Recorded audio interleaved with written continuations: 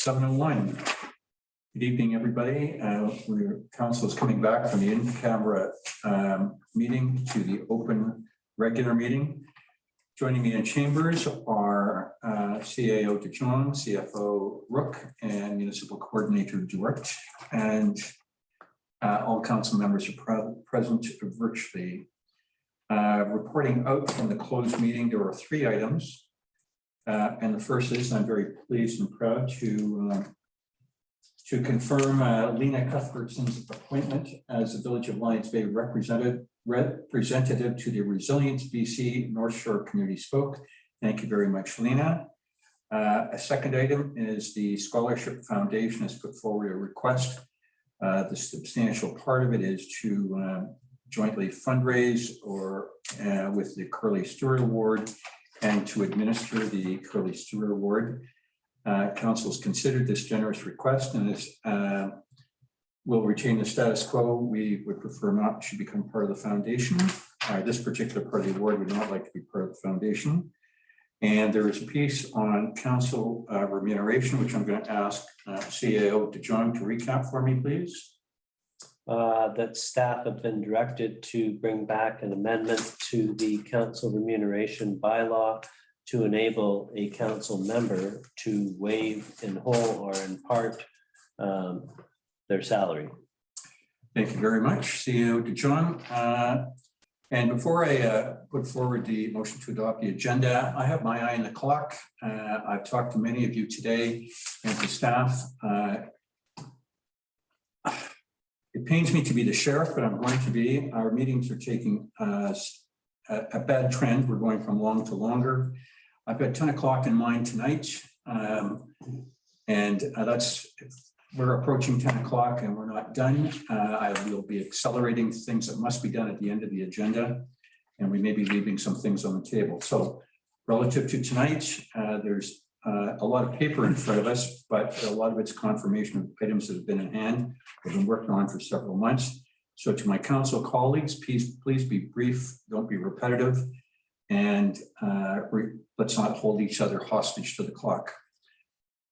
To the agenda, I'll put forward the motion to adopt the agenda. I'll presume a second. Can I have a hand, please? Thank you.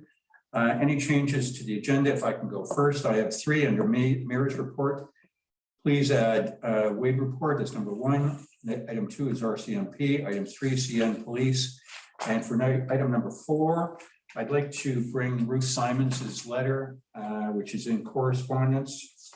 And on the package, it is page 250 to 252 of 274. And I think on the internal marking, it starts at page 44. So I'll take that out of correspondence and bring it into the mayor's piece. I have nothing else. Councillors, do you have any additions? I presume no deletions. I do. What page is it actually? Page 4.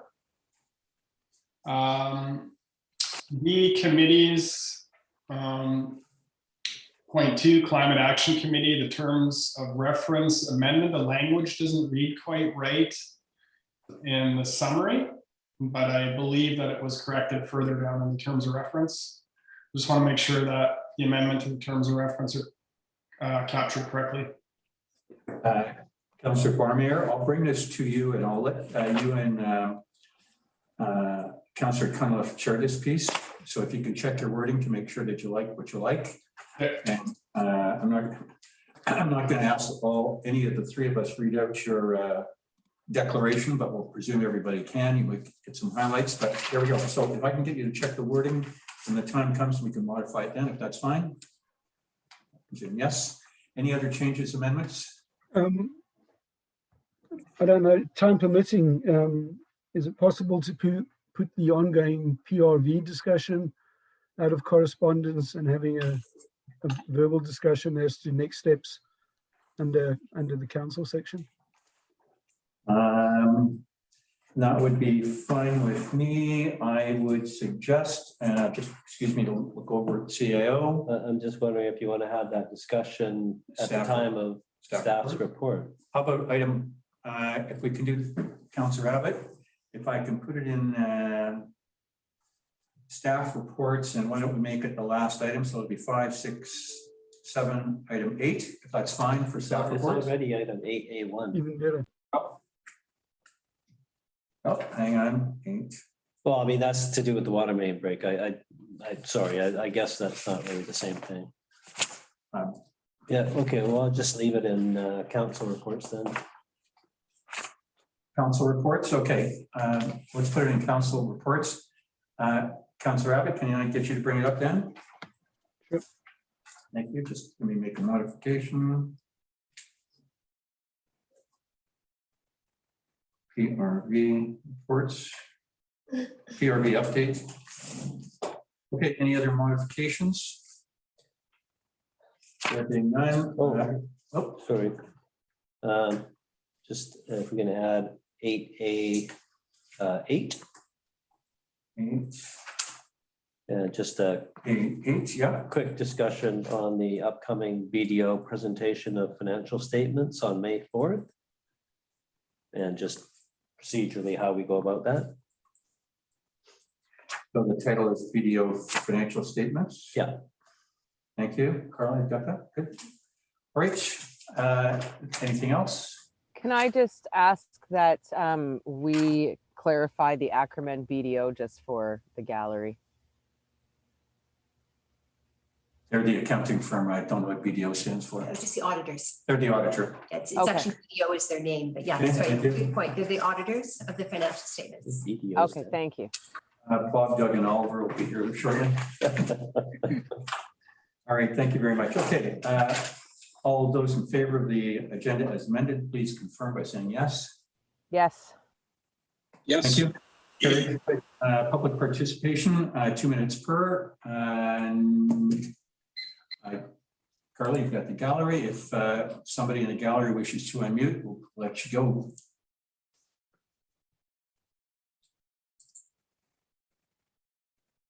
What a shy bunch tonight. Okay, going. All right, thank you very much. Oh, I think Brenda's got her hand up, oh, there we go. Thank you. unless that's a pillow. We'll hold it for another She's second. got her hand up. You're muted, Brenda. Thank you very much, Councillor Cunliffe. No Okay, worries. Yeah. Should I go ahead now, Mayor? Thank Yes, you. yes, ma'am. Right. So I've sent in a letter, but I don't believe it would be on this agenda, but I thought it would be worthwhile to just come in for the 2 minutes.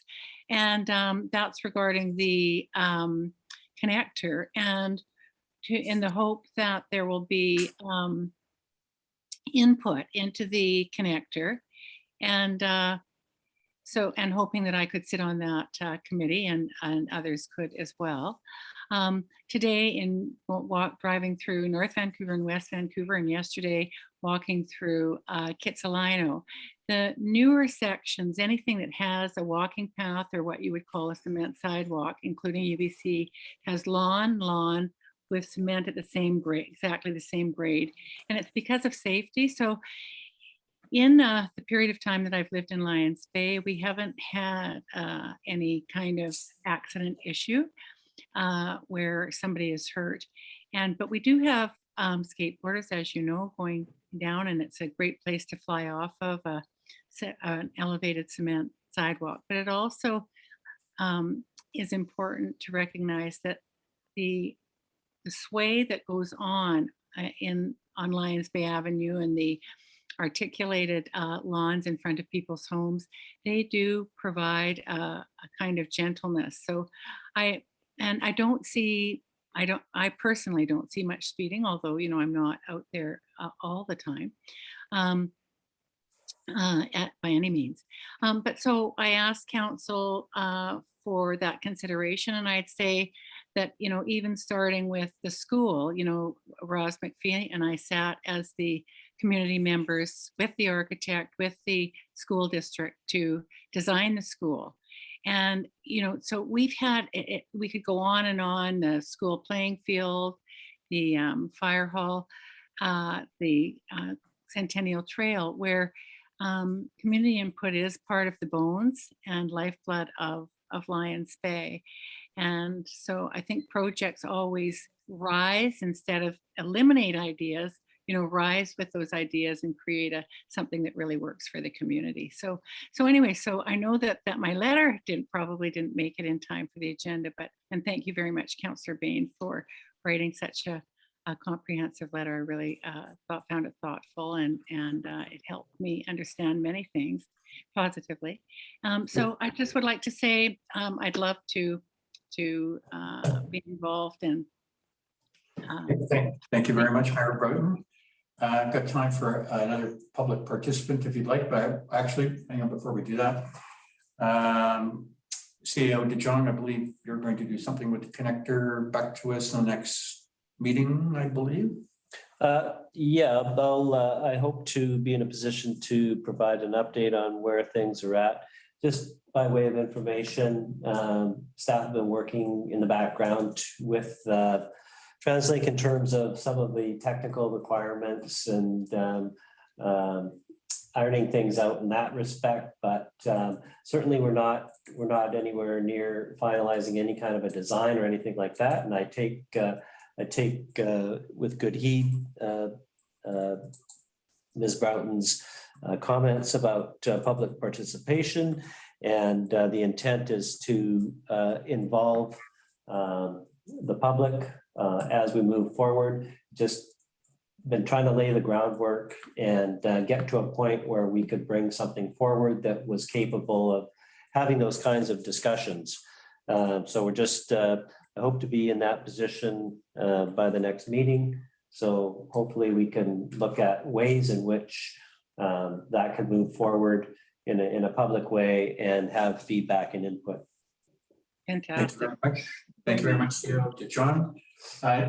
Another gallery participant, if you'd like to, please unmute and join in now. Otherwise, I'll move on. Hello. Hello, Mr. Broughton. Michael Broughton. You're live. Okay, thank you very much. I'll just be very, very brief, but I understand I didn't hear the initial comment, but that want to thank Council for reviewing the Curly Stewart Memorial Fund. That apparently a discussion did take place in camera this evening, and just on behalf of the Lions Bay Community Scholarship Foundation, like to thank you for having that discussion. And I understand that the status quo will be maintained, which we appreciate very much. So I'll be delighted to let the board know that this is the status of things going forward. So again, thank you very much. Thank you very much, Mr. Broughton. Anybody else? Otherwise, I'll move on. There being no further public participation, we will go on to the next item, which is the review and approval of minutes of the prior meetings. There's a couple of them here. And I'll put forward the motion for the March 23rd, 2021 meeting, which is on page 7 of your package, that the regular council meeting minutes of the 23rd be approved as circulated. I'll put forward that. Can I have a second? Thank you. Councillors, I have no changes. Councillors, any changes, additions, deletions? A couple of minor ones. 1 second. Page 8. It should have read Citizen of the Year and Citizen of Distinction. It actually says Citizen of Distinction twice. It's just a typo. On page, actually let that one go. On page 15, when it talks about 3% tax rate, I think it should read a 3% tax rate increase. Yeah, that's fine. Good, thank you, Councillor Abbott. The municipal coordinates already got those tabbed in. Any other discussion on these minutes? Otherwise, I'll call a motion. There being none, motion's called. All those in favor of the minutes as amended, please confirm by saying yes. Yes. Yes. Thank you very much. Carried. Next one is the special council meeting of March 30th. And I'll put forward this motion that the special council meeting minutes of March 30th be approved as circulated. I put that forward. Can I have a seconder, please? Thank you. As for discussion, I have none, no changes, amendments. Anybody else? Gone. There being none, call a motion. All those in favor of the minutes as circulated, please confirm by saying yes. Yes. Yes. Thank you very much, everybody. Last item, the special council meeting of April the 6th. I'll put forward the motion that the special council meeting minutes of April the 6th be approved as circulated. Can I have a seconder? Thank you. All those, actually, we'll go to discussion. Any changes, amendments, deletions, please advise. I have none. No. Okay, I'll call a motion. All those in favor of the minutes as circulated, please confirm by saying yes. Yes. Yes. Thank you very much. Next piece, business arising from the minutes. I had none. Councillors, something you want to pick out? I have one. It relates to page 17 in the parking plan. There's been a few more emails around that, and we know a little bit of work's been done on Bayview. I noticed that Ken Miskin's daffodils are in full bloom, and I just want to confirm that staff do not intend to go ahead with that, expanding the parking across from the village office where the daffodils are, or at least come back to council before that's enactioned. Do you have another question, Councillor Abbott? We'll deal with them all at once. Is that it? That's all. Thank you very much. CAO? Yeah, we can certainly hold off on doing anything in that respect till further notice. Okay, satisfied with that, Councillor Abbott? Good, thank you. All right, I just have one more. I'd like to, in a similar vein to Councillor Abbott's, on Ocean View, one of the residents expressed concern about parking on areas that are really sensitive to tire traffic, so nice grasses and poorly supported off pavement areas, in particular across or down from 340 Ocean View. There's a fairly long section uphill of the trampoline that's a nice soft grassy area, and right now it's okay to park there, but I suspect a summer of hikers will turn that into a mud pit, and I wonder if that's sort of part of staff's consideration when they look at parking. In a roundabout way, Councillor Barmier, are you asking on behalf of the resident that we put a no parking piece there? I think Essentially, that we look at that, and either, I don't know what the real course of action is, but I suspect that will turn into a mud pit over the summer. Okay. so. Historically, that section from just past that property to just a little ways down from that property has been resident parking only. And there were no issues in that respect last year that I'm aware of. And I fully expect that if there was, or if there is going forward, that the owner will let us know. Yeah, they brought it up to me as a Okay. concern. Yeah. Right, yeah. So, Could we yeah, they confirm didn't it? express We anything confirm last. it. We should just confirm it's resident only then. Yeah, it is residents only, and that portion. Like I say, it was last year too, so I'm not sure. But certainly I understand the concern. So we'll keep an eye on that and perhaps reach out to the owner if we are working in that area.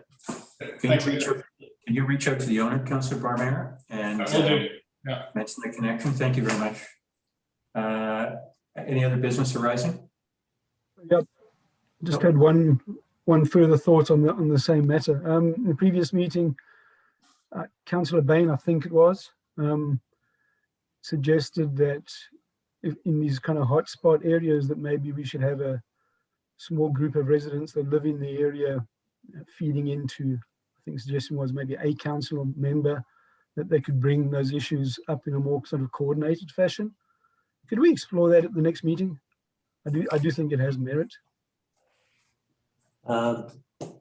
If I may, Please. I understand the thought process and the intent.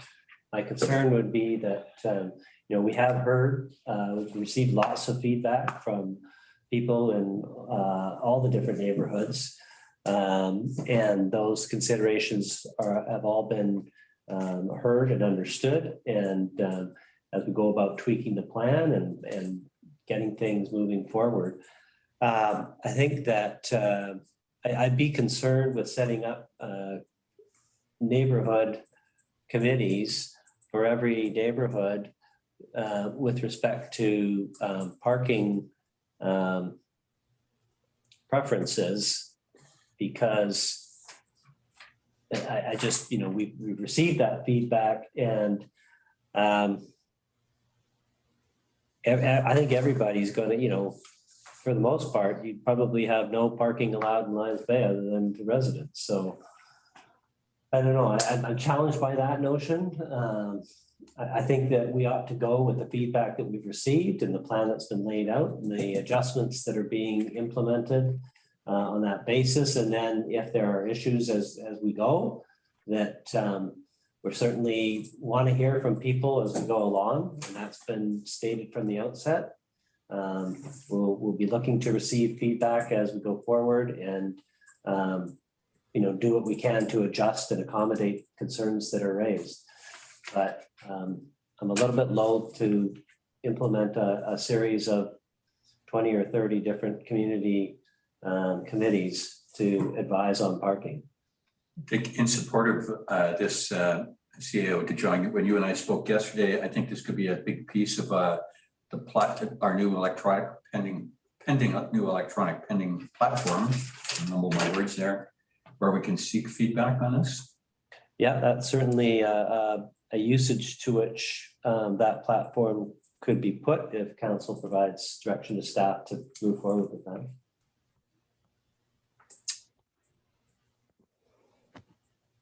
Councillor Abbott, reading between the tea leaves here, their staff is not desiring to participate in this at this time. I was just pausing to see if Councillor Bain had thoughts, and maybe I gave the wrong person credit, but I thought it was him. Okay. Well, sorry, if I could just say to that point, no, I think I did make the comment, but if it's not input beforehand that's required, maybe the option should be that when we hear issues from members from different parts of the neighborhood, tell them to call in or email or something to give feedback so we can see the progress and success or not of what parking rules we do put in. Councillor Bain, I agree. I think I get several of these throughout the week, and I don't always copy all of council, but I'd certainly send it to the executive team for their consideration. And I would suggest we all do that. And I think the piece here, we're still early in the season, but with what I understand with the new app and the website pending and what may be operational in another month or 5 weeks, that would be our conduit to of live time.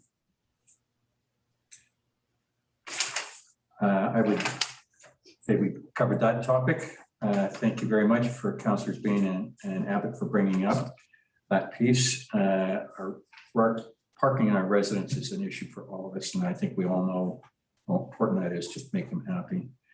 Next piece is the unfinished business, which is the follow-up items from the previous meeting. Councillor Cunliffe, you're first up, and I believe you've responded. Correct, I have. Thank you very much. The next one, which is item number 178, I have done that one along with item 195 and 196. So those are strikes. And Councillor Bain, I know you've done the next two to Mrs. Dudley and Mayor Broughton. Correct. And I too have written to Mr. Hoog Stratton. I have written to under 197 to Mrs. Gerlach and also to Mr. and Mrs. Ashcroft. So in a first time in a long time, you're striking all of it. Good. Thank you, everybody. Which brings us to staff reports. I'm getting giddy with how quickly we're moving along here. And I think this is the water main break, which staff had sent us it earlier. So motion is that the information report made March 24 Upper Bayview water main break be received. I'll put that forward. I'll ask for a second and then we'll go to discussion by staff. Thank you. Done. Works Manager Jaffer, do you want to make a comment here? Just a quick one. Just pointing out that even with Public Works staff directly on site, assisting with the tie-in work, it still took 21 minutes to shut down the water main. Had that been after hours, or if staff had not been directly present, that would have been a lot worse. So we're very fortunate to have had staff and contractors on site to be able to address it in a timely manner. No. Thank you very much. I think we can all read the report. Sarah, I've got a question, if that's fine, sir. What if, what is the plan going forward for after hours? I mean, I think you made a very clear point that we were lucky that staff were able to handle this, and COBA, we owe a debt of gratitude to, along with the industrial crew. What if it was later? What is the plan, or are you still working on it? So we have a standby person on call 24/7. And if there's a water main break, residents would call that emergency number, which is on our website, and staff would respond at that point. So there's a number, but there's a, did I get it right? There's a villager that is on call? There's a municipal staff member on call. Okay. On call, but not here. Correct, not here. So it could take an hour before they turned up here. Correct. And whatever happens, happens in between. Unfortunately, yes.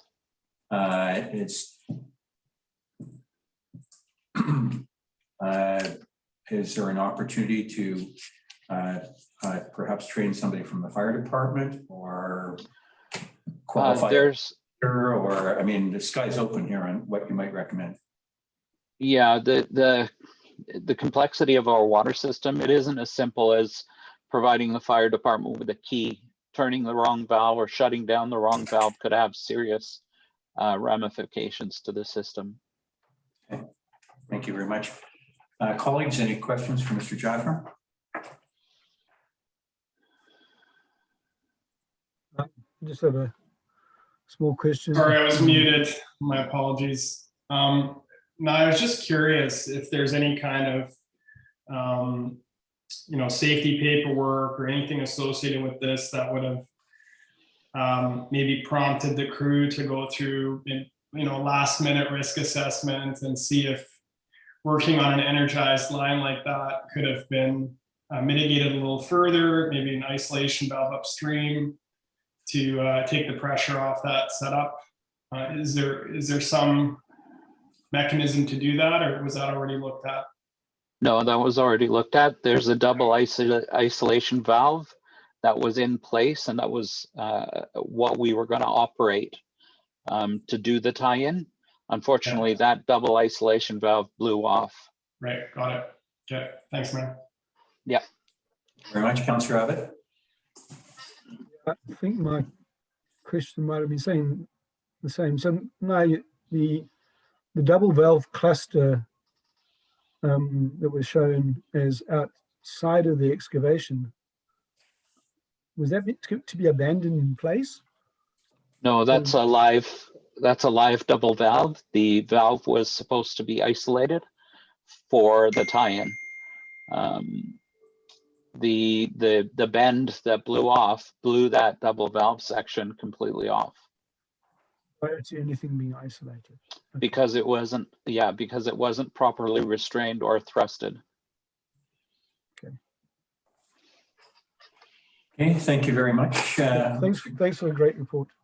Yeah, thanks for a great no worries. report. And I guess let's just say that we won the coin toss on that one, and lucky us. Thank you very much, Mr. Jaffer. I'll call a motion. Those in favor of receiving the report, please confirm by saying yes. Yes. Thank you very much, everybody. Good. Next piece up is the council priorities and CEO Ducon. If you could carry us through this, I know we're moving along quickly on these. Okay, so on page 38 and 39, I've set out the 2021 council priorities. The comments box column is what has changed since last time for the most part. And so some things, like the first two things, has been no change. On the third thing, policies required to advance. I hope to bring something forward in June. Climate action, the committee has met once, I think is meeting again this week. Staff have provided a couple of background documents that were requested, but there's a long agenda for coming forward.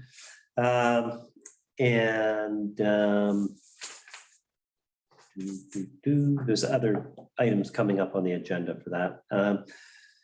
The staff as well, I can comment verbally on this aspect in terms of the EV charger project. So we have been continuously exploring options for grant funding. When the previous program was in play and determining whether or not there was an avenue through an aggregator type application, a company that would put forward at least 20 chargers in a package to NRCan, we would be one of the 20. So that was one potential route that we were looking at.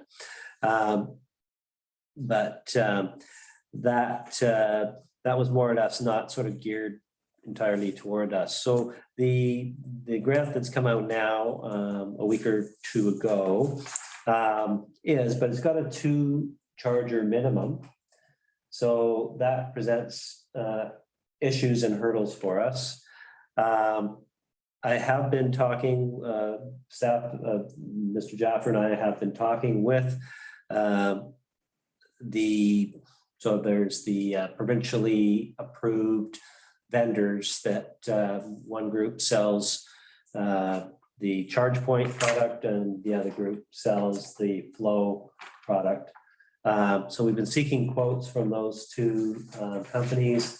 One has been out and collected some data. They have provided some preliminary information and seeking a lot more clarification on details, which we're lacking. So we're pushing forward on that. The other group will be coming out this week to do a site investigation and then provide their quote. I've asked them to quote for 2 chargers because that's the minimum. The other way to go is that one of the companies will be doing a package of several, if 20 or so. So we might be able to fit under that still if we can't make 2 fit. However, the numbers might not work for that. So we're just trying to get details and clarity around those options. And I have confirmed in the meantime that the 2 charger minimum can be met by having 2 ports on 1 charger. However, I've already confirmed that one of the products does not, you have to be able to charge simultaneously, and you can't with one of them for sure. The other one, I'm not sure yet. With a 2 charger or 2 port type system, we would be eligible for double the grant funding. So that would be 50,000 per charger. Plus, I have confirmed with Ministry of Energy, Mines and Resources that we would be eligible for the 25,000 or up to 25,000 of the provincial portion. So there's a potential of 150,000 in grant funding if we had to have 2 chargers, but it's questionable at this point whether the numbers are going to be feasible. And so that's what I'm trying to get clarity on now from the 2 competing companies. Hope to have something soon from pressing them hard. Thanks a lot, Peter. I really appreciate that. I think there's lots of economy of scale to be had on the civil works, and I suspect the budget will actually come down overall. No, I appreciate it. Thanks, Peter. Okay. Thank you very much, CAO, for good news and an extensive piece on that.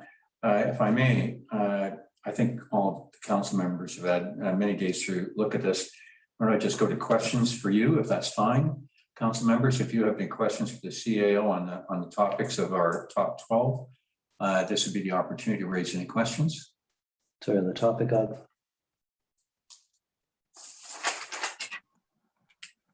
The items. Oh, yeah, I was just going to cover off a couple more just Okay. add-ons here. 50th anniversary celebration, back and forth with the Ministry of Transportation and the Arts Council, or sorry, the chair of the committee, who is trying to coordinate the artistic side of that request. And in terms of, yeah, I don't really have anything else to add for the things that are in the column already under comments. Thank you very much. Before I ask my colleagues, I was shuffling paper and I apologize. On the highway noise, which we've got as Q1, is that being moved over? And Oh yeah, it should be. Are you really reviewing the documentation now? It's a case of the person that I'm dealing with on some other matters. I have a few questions that I'm hoping to get some answers on from him. So You're thinking Q2? yeah. Thank you. If you could amend that to Q2, Carl. Thank you. Colleagues, any questions for Mr. Duquesne? Yeah, I have a couple. The first, the highway one was one of them, but you just answered that. Bank charges answered that as well. The 50th anniversary says you've determined budget for inclusion in Lions Bay budget. That's actually been done. I remember thinking the number was rather high to my mind. Not so, wasn't it already established that the budget's like 50 grand? No, no. The budget's embedded within the master, and I think, correct me if I'm wrong, CFO, it's 20. And I suspect it'll be less than that when they tab it up. Yeah. So you're right, 20, I thought that was high. Okay. Okay. So we have done that. That has been established. 20 grand. Yep, budget. thank you. The asset management plan apply for phase 3 grant funding. What's the timing on that one? We've actually had submitted our grant. It was the FCM grant. Sorry, I should have updated that. The good news is it's submitted. The bad news, again, it's oversubscribed. So time estimates now, it used to take about 2 months for a decision. They're sending us a monthly update. Now it's looking about 9 months for a decision. So we probably won't know until the end of the year. We were successful with the grant, but it has been submitted. It was submitted for the due date over a month ago. Okay. And then the Metro 2050 policy review, are we any closer to pegging down a date for when they're going to come back to us? That's for me, Councillor Abbott. I'll make the request again. I'll ask that they come see us in May. They've made the offer to go to every municipality that invites them, so it's not out of line. I'll take that under advisement and ask them for here for the next session or the following. Okay. And then just as a note, between now and the 15th of May, there's going to be no change to our status. Pretty sure of that. We need to get a notice out to residents as of the 15th of May. They cannot burn their wood stoves until the 15th of September or October. I can't remember which. We should be putting that notice out. Could we get staff to put that in the updates somewhere close to the time, please? Yeah. Thank you. Anything else, Councillor Abbott? No, that's all. Thanks. Thank you very much. Colleagues, any other questions for the CAO or staff? Okay, there being none, I'll call a motion to receive the report. All those in favor, please confirm by saying yes. Yes. Thank you very much, and good work, staff, on the multiple initiatives that we've asked you to undertake on our behalf. Next one up is the public engagement and communications, and I'll put forward the following resolution and ask for a seconder, and then we'll let the municipal coordinator carry the information discussion. So the recommendation is the council direct staff to implement the 2021 communication survey as amended at the March 30th, 2021 Council Strategy Committee meeting. Also, the council direct staff to purchase and implement the engagement HQ, known as Bang the Table platform, to enhance citizen engagement through integration with the Village of Lions Bay website at a cost of $5,000, $2,500 year one plus $2,500 standard onboarding for their first year, and an ongoing annual cost of $2,500 plus CPI. That motion is put forward on the floor. Can I have a seconder, please? And we'll go to discussion. The blink. Thank you. All right, we're in discussion on this. Actually, before we do, sorry, municipal coordinator, let me set the field for you. We've dealt extensively with the surveys, and I want to thank Councillor Abbott for his bringing up the many items that he did. So I see little to change in that.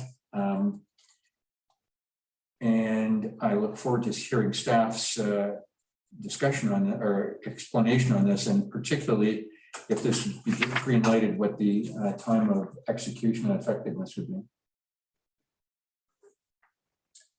So in terms of time and execution, there's about 3 meetings that are held with the company to set up the platform. So I'm thinking, I can't really say when that will happen exactly, but it shouldn't take months. And essentially what's in the report is a summary of what's been going on the past few months in terms of communications, and I'm happy to answer any questions that council may have. Thank you very much, municipal coordinator. Colleagues, any questions?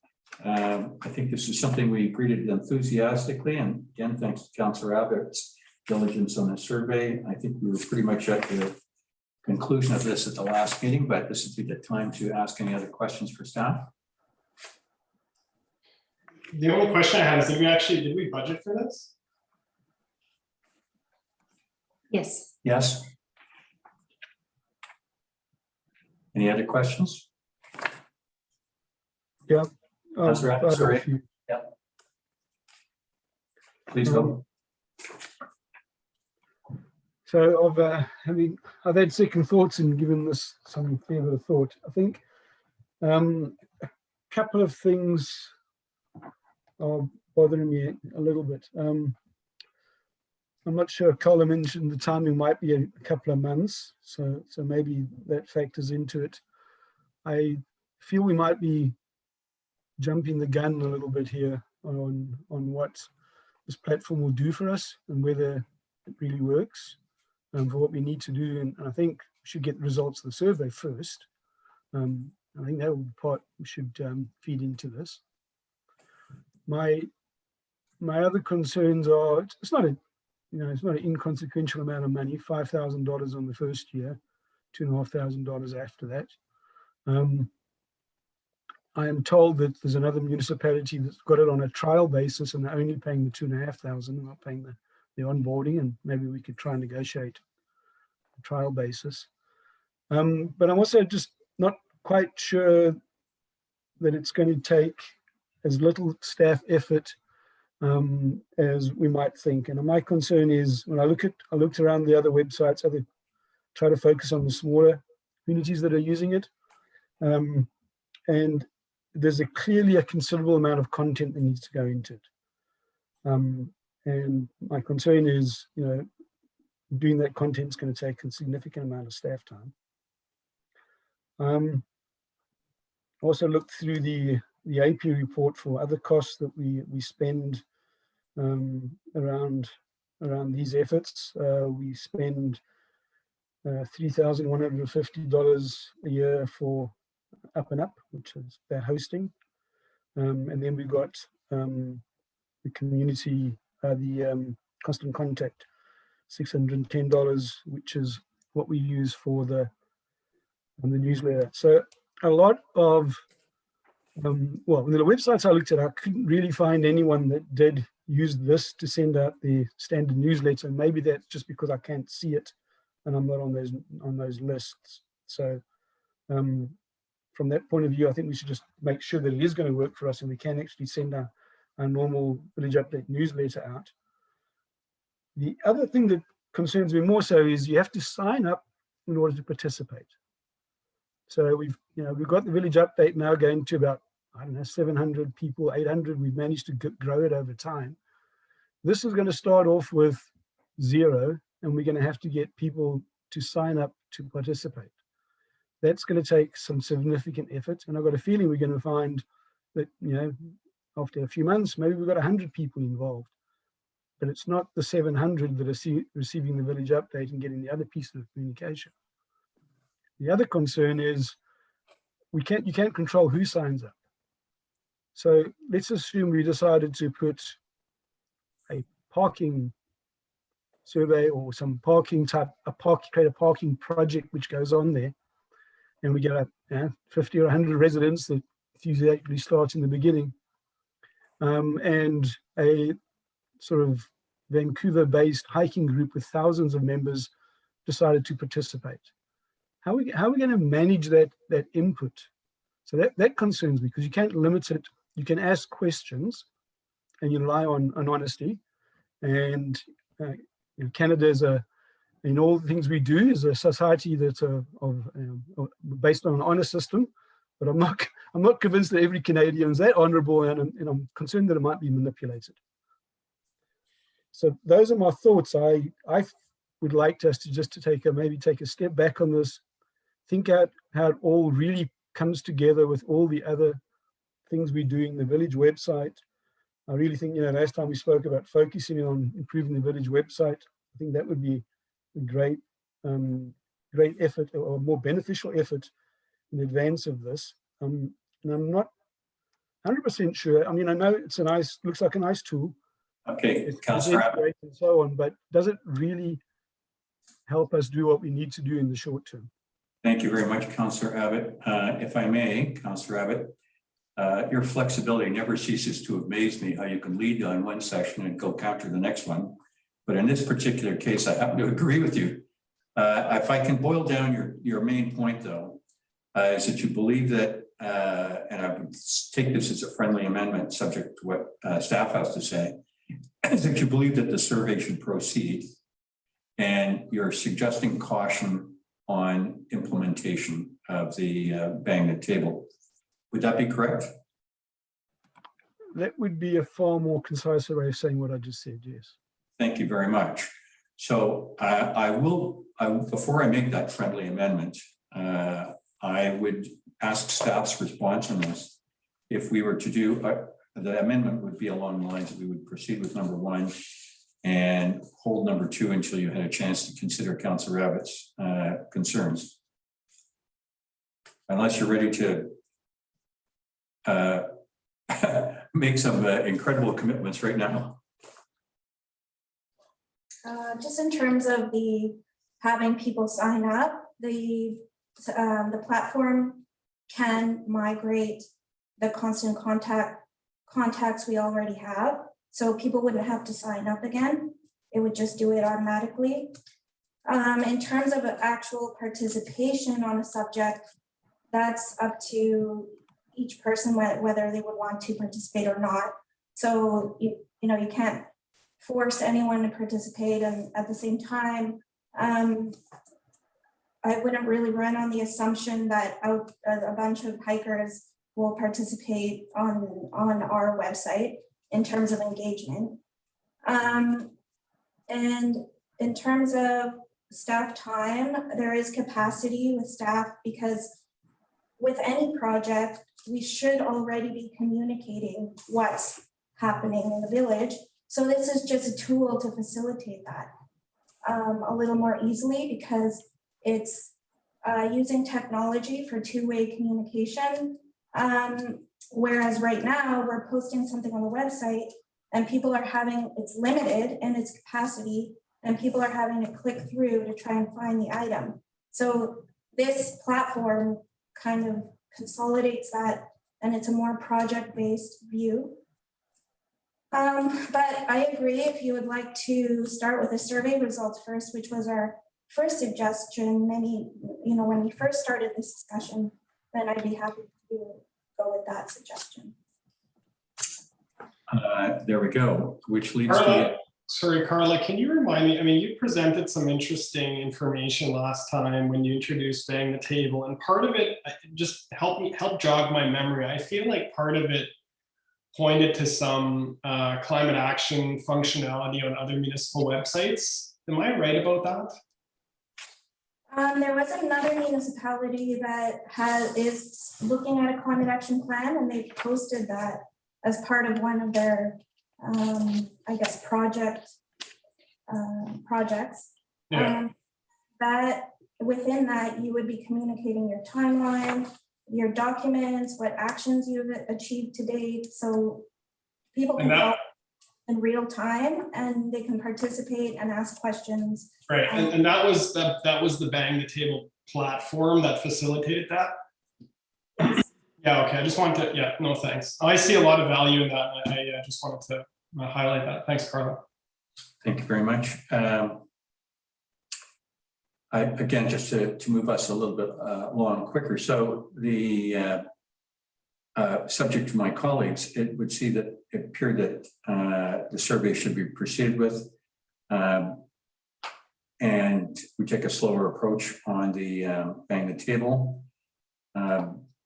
And there we have it. So I'd like to hear from my other three councillors, please, on this. I guess the friendly amendment I would suggest, not that I'm putting it forward just yet, is that we go with the survey and we hold off a little bit until we see the results on the Bang the Table. Not that I think it's a good platform. I, like Councillor Abbott, would worry about the transfer of our residents onto it to make it easy and things like that. So if I can go with Councillor Bain and then Councillor Cunliffe and then Councillor Barmere. Yeah, I do have some reservations, quite frankly. I saw some of their supporting materials, like their moderation policy, and they would do the moderation on by themselves. They wouldn't be using staff time, which on one hand is a good thing. On the other hand, it's outside influence, I think, on a community that we don't really know who they are. And I'm very cautious about that. And they use the word moderated. Well, if I use their 0.9 and their moderation rules, the use of emoji or images to convey inappropriate meaning consistent with the rules outlined above will also be moderated. So although I agree with the intent of what they're doing there, but it seems to me moderated means censored. And that gets my cautions up. I'm very cautious about that. Over the page, it says removal of a comment. Any comment that, in the view of the moderator, breaches the rules will be removed. We can modify the rules. I understand that.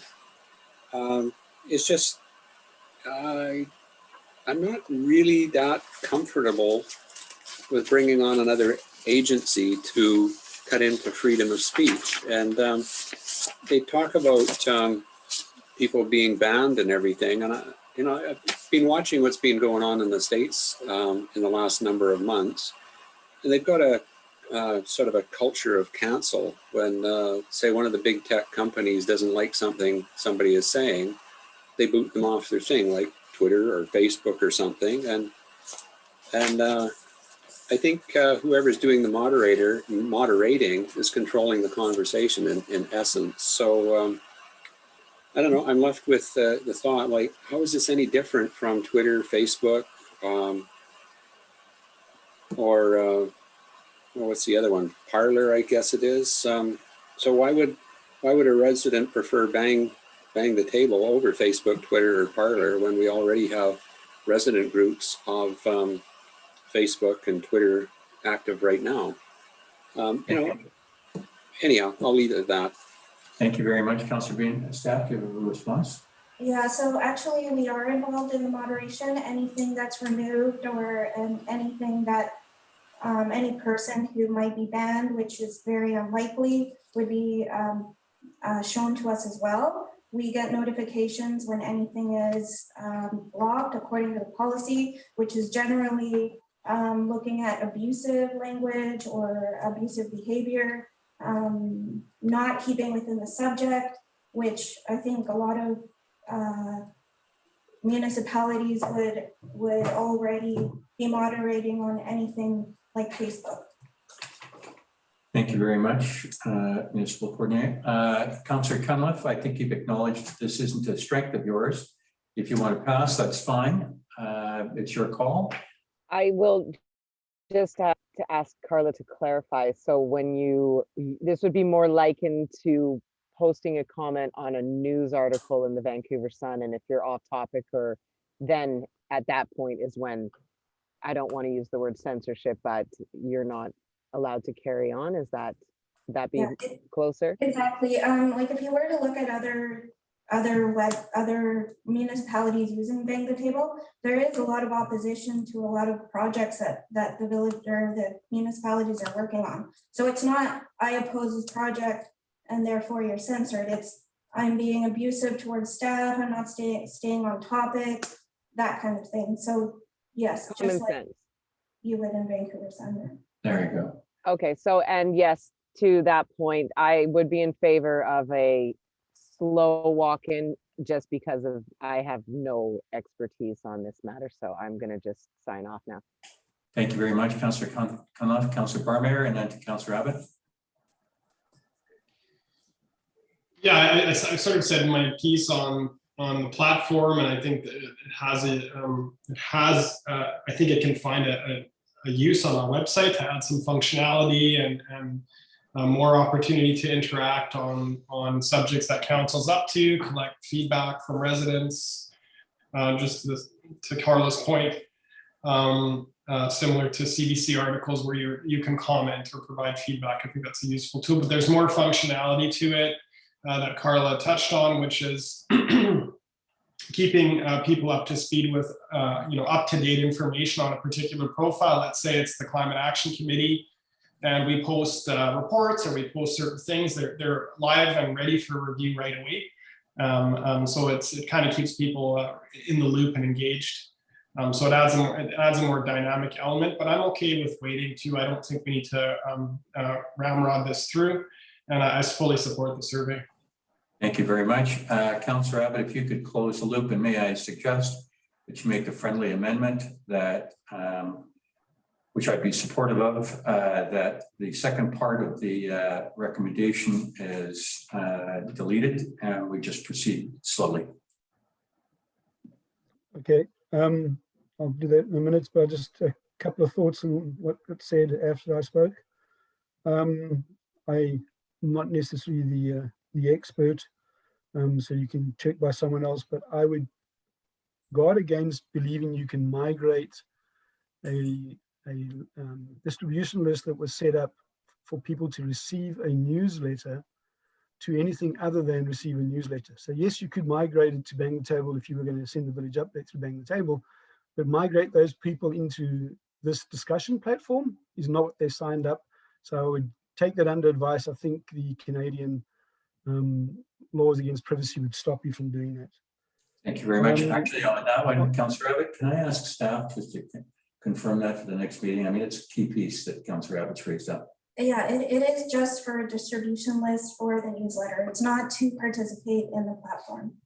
Yeah, so to participate in the platform would be starting at 0 and be signing everyone up.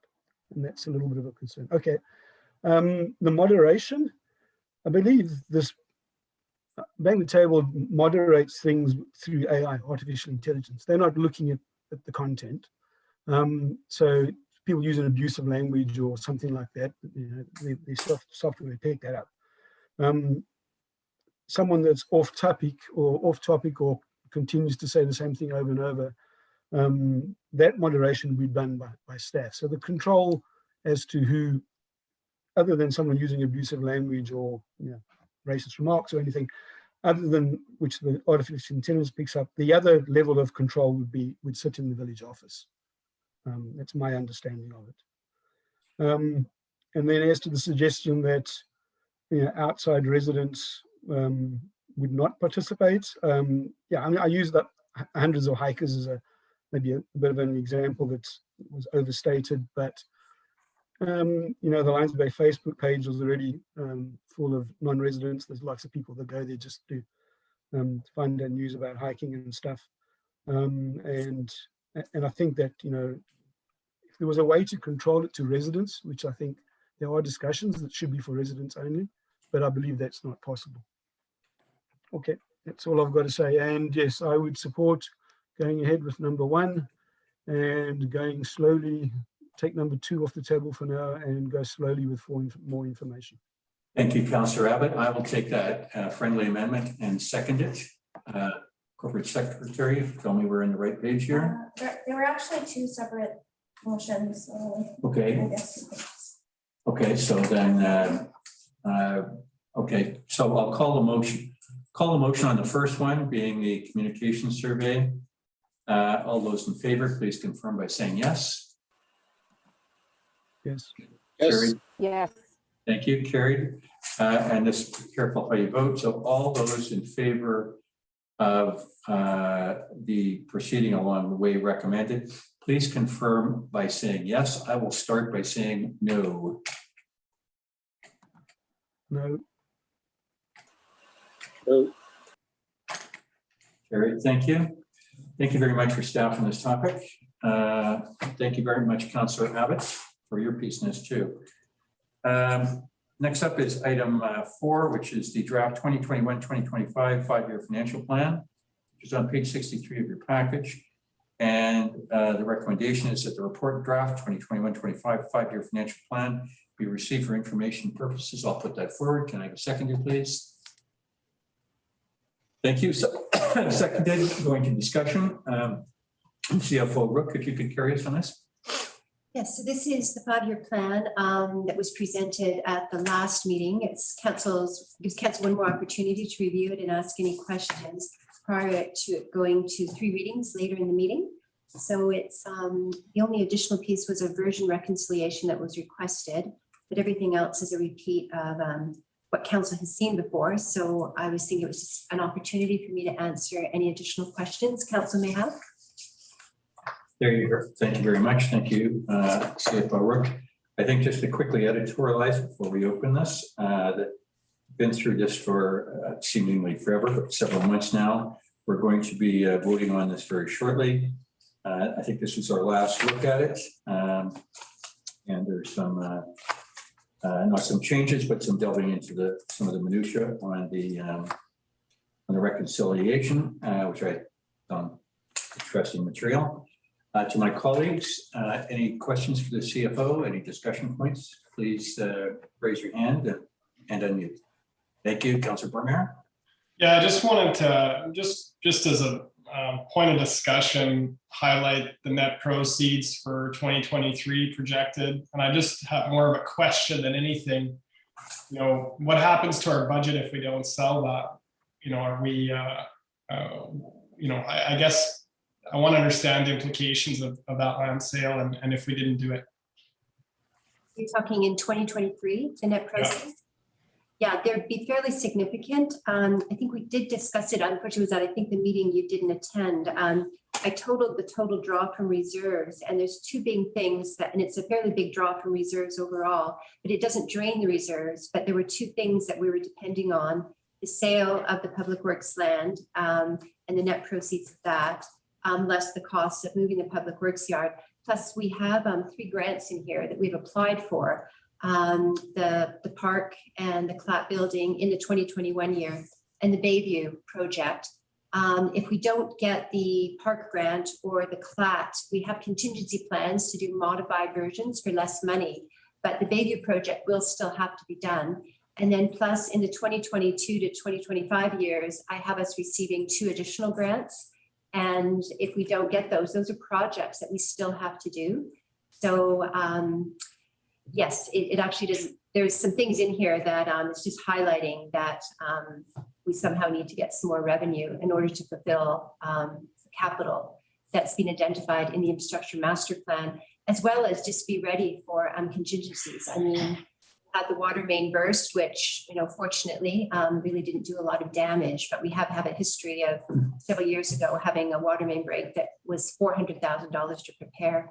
And there's just things like that. So it's something that I think we'll just bring up and sort of review every year at the start of the budget process, probably initiating in the strategic planning sessions, looking forward at, you know, as we get new information on the grants. So it is a plan that we'll have to adapt depending on whether or not we get the grants and if we're successful selling land. So in brief, CFO work, there's many moving parts to this. It's Very not much just so. the four- Yeah. It's not just the $4.5 million. That's right. Thank you. Councilor Barmeyer, are you satisfied with that answer? It just feels risky to bank a budget on a land sale. That's all. It just seems odd to me. Yeah. Without it, I can't balance the budget. Yeah, so might need to come up with other ways to make money. Here you go. Thank you. Councilor Abbott? Thanks. Thanks, Pam, for the explanation of the changes from the previous version. Just a couple of observations on the changes. Park washroom cleaning. This is what we pay the marina to clean the washrooms for us currently. That's correct? No, that's actually a bit less than what we paid the marina last year. This year, we put an expression of interest in the village update. So we've hired someone to do the cleaning. So it's based on one cleaning a day, both washrooms from April through to September, and then starting probably around June, 2 cleanings a day. So it is funded by the COVID money.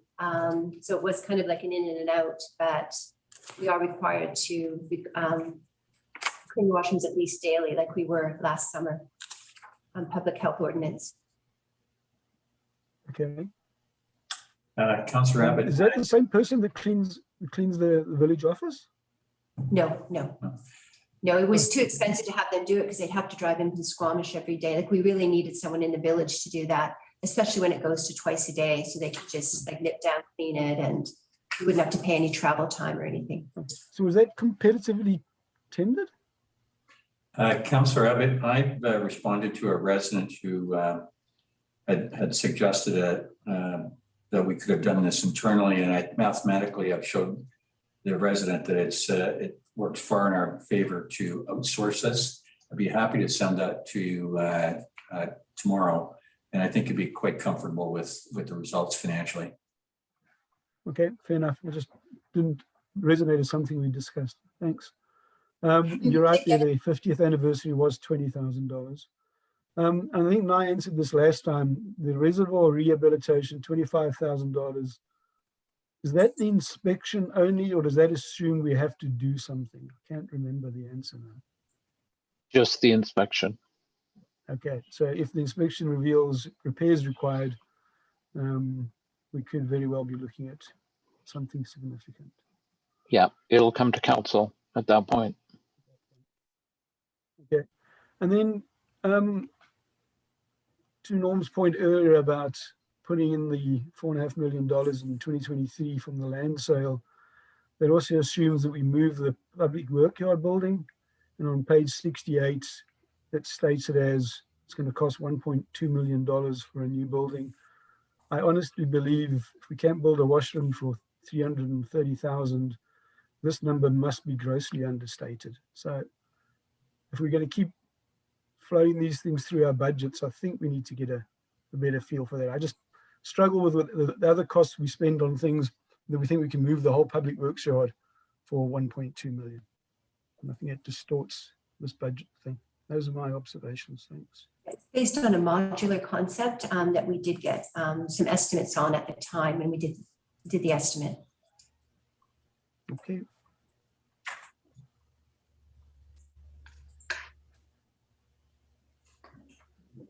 That's all I had. That's all my questions. Thanks. Thank you very much, colleagues. And yet, I guess bottom line, going back to the $4.5 million, CFO, I think your emphasis is to balance our budgets This was our game plan all along. And I think I know we discussed in previous meetings, I mean, even putting grants in that we're planning to apply for, you have to go on the assumption that you are going to get them and you flow through, and then you make modifications if you don't. And that's why I've identified this year, we can make modifications for 2 grants, but we can't for Bayview. But the modification we would make is when we do it. We clearly wouldn't do it in 2021 or 2022 if we didn't get the grant, because we'd have to put it back into the pool and prioritize all of the projects, and we do the projects we can afford. Just realizing we take risks the longer and the older our assets get. Yeah, I think, the reason I'm driving this little discussion is that I feel like it's risky to not communicate the consequences of not selling the land. What happens if we can't sell the land? I think we just need to spell that out a little more clearly. I mean, what are the other funding options if we don't get grants and we can't sell the land? What happens? You mentioned we carry risk. That risk is failing infrastructure. What is that risk? What does that look like? That would be yes. Yeah, okay. So we need to be really transparent about that.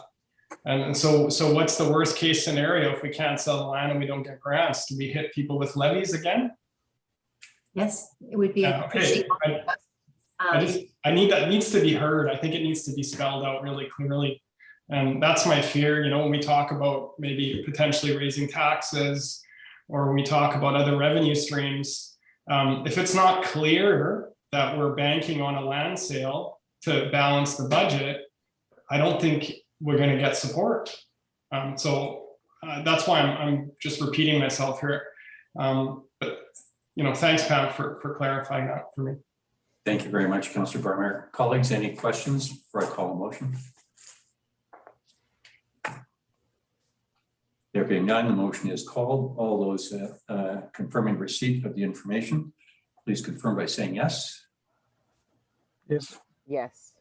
Thank you very much. Moving on to item 8A5, which is the AP listing.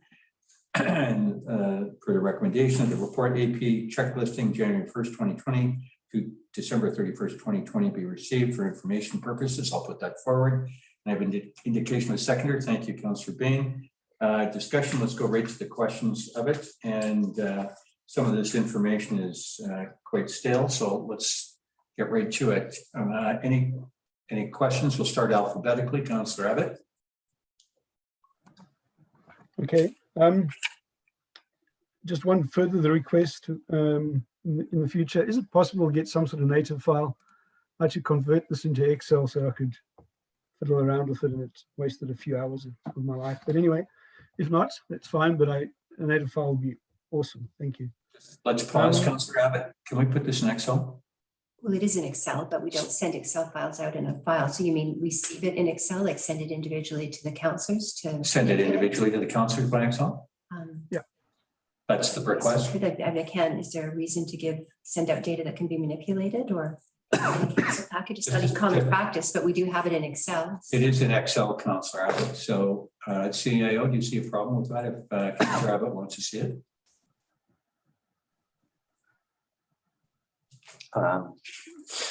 The PDF is still the record that goes out in the public of what we've actually seen. So I can't change it into something else and use it.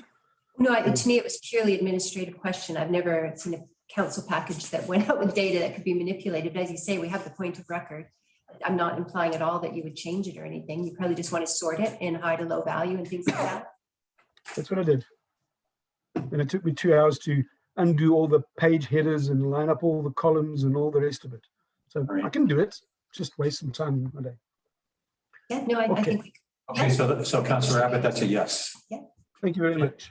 Okay, so when I did that, as I said, I like this report because it helps me understand, at some level of how money gets spent.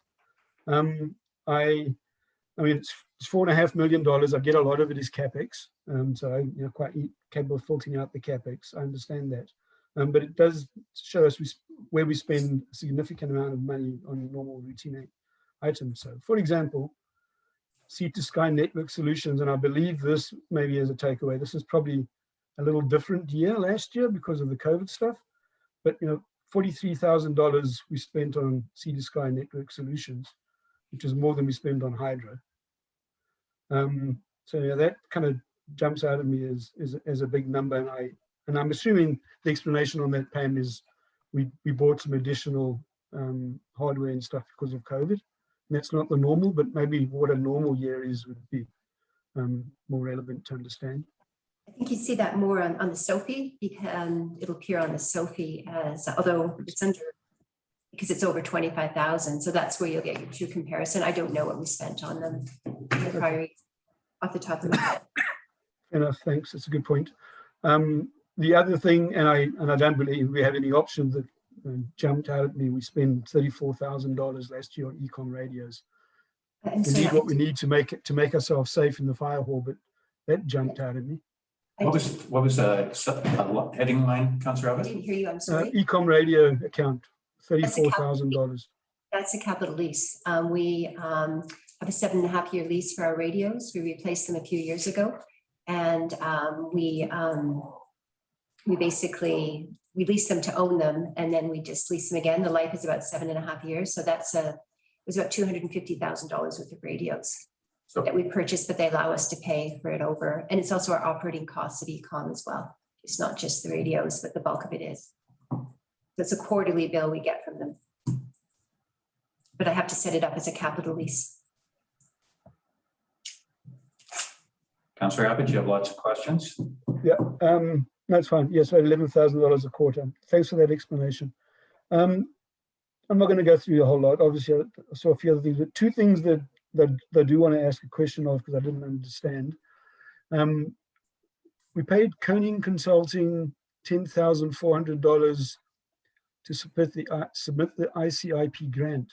Was that the resubmission of the grant for the beach park? No, we did both those versions ourselves. This was, we used a grant writer for the first time for the ICIP Bayview grant because it was so extensive. Staff just did not have the capacity to do that grant application. We still spent a lot of time on it, providing the information, but we used a grant writer for that service. When you say Bayview, are we talking the DWIP project? Sorry, the Bayview DWIP, yes. Oh, so I thought that was a clean water, wastewater application. Okay. No, that was 2017, that grant application, or 2015.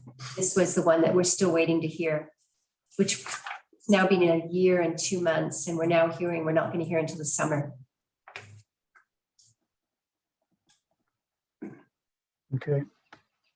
And then one other one that seemed odd. Yes, we paid ourselves $2,500 for a Christmas party. Did we have a Christmas party? What is that about? Oh, no, what that was, you'll see that there was $200 given to the firefighters at the end of the year. And that was for a combination of things. It was every Wednesday they have training, and then they have a budget where someone goes out and buys groceries and they have a meal. So the firefighters basically, as part of their training, they do a meal after, like barbecue hamburgers and things. Well, they didn't have that pretty much all year because of COVID.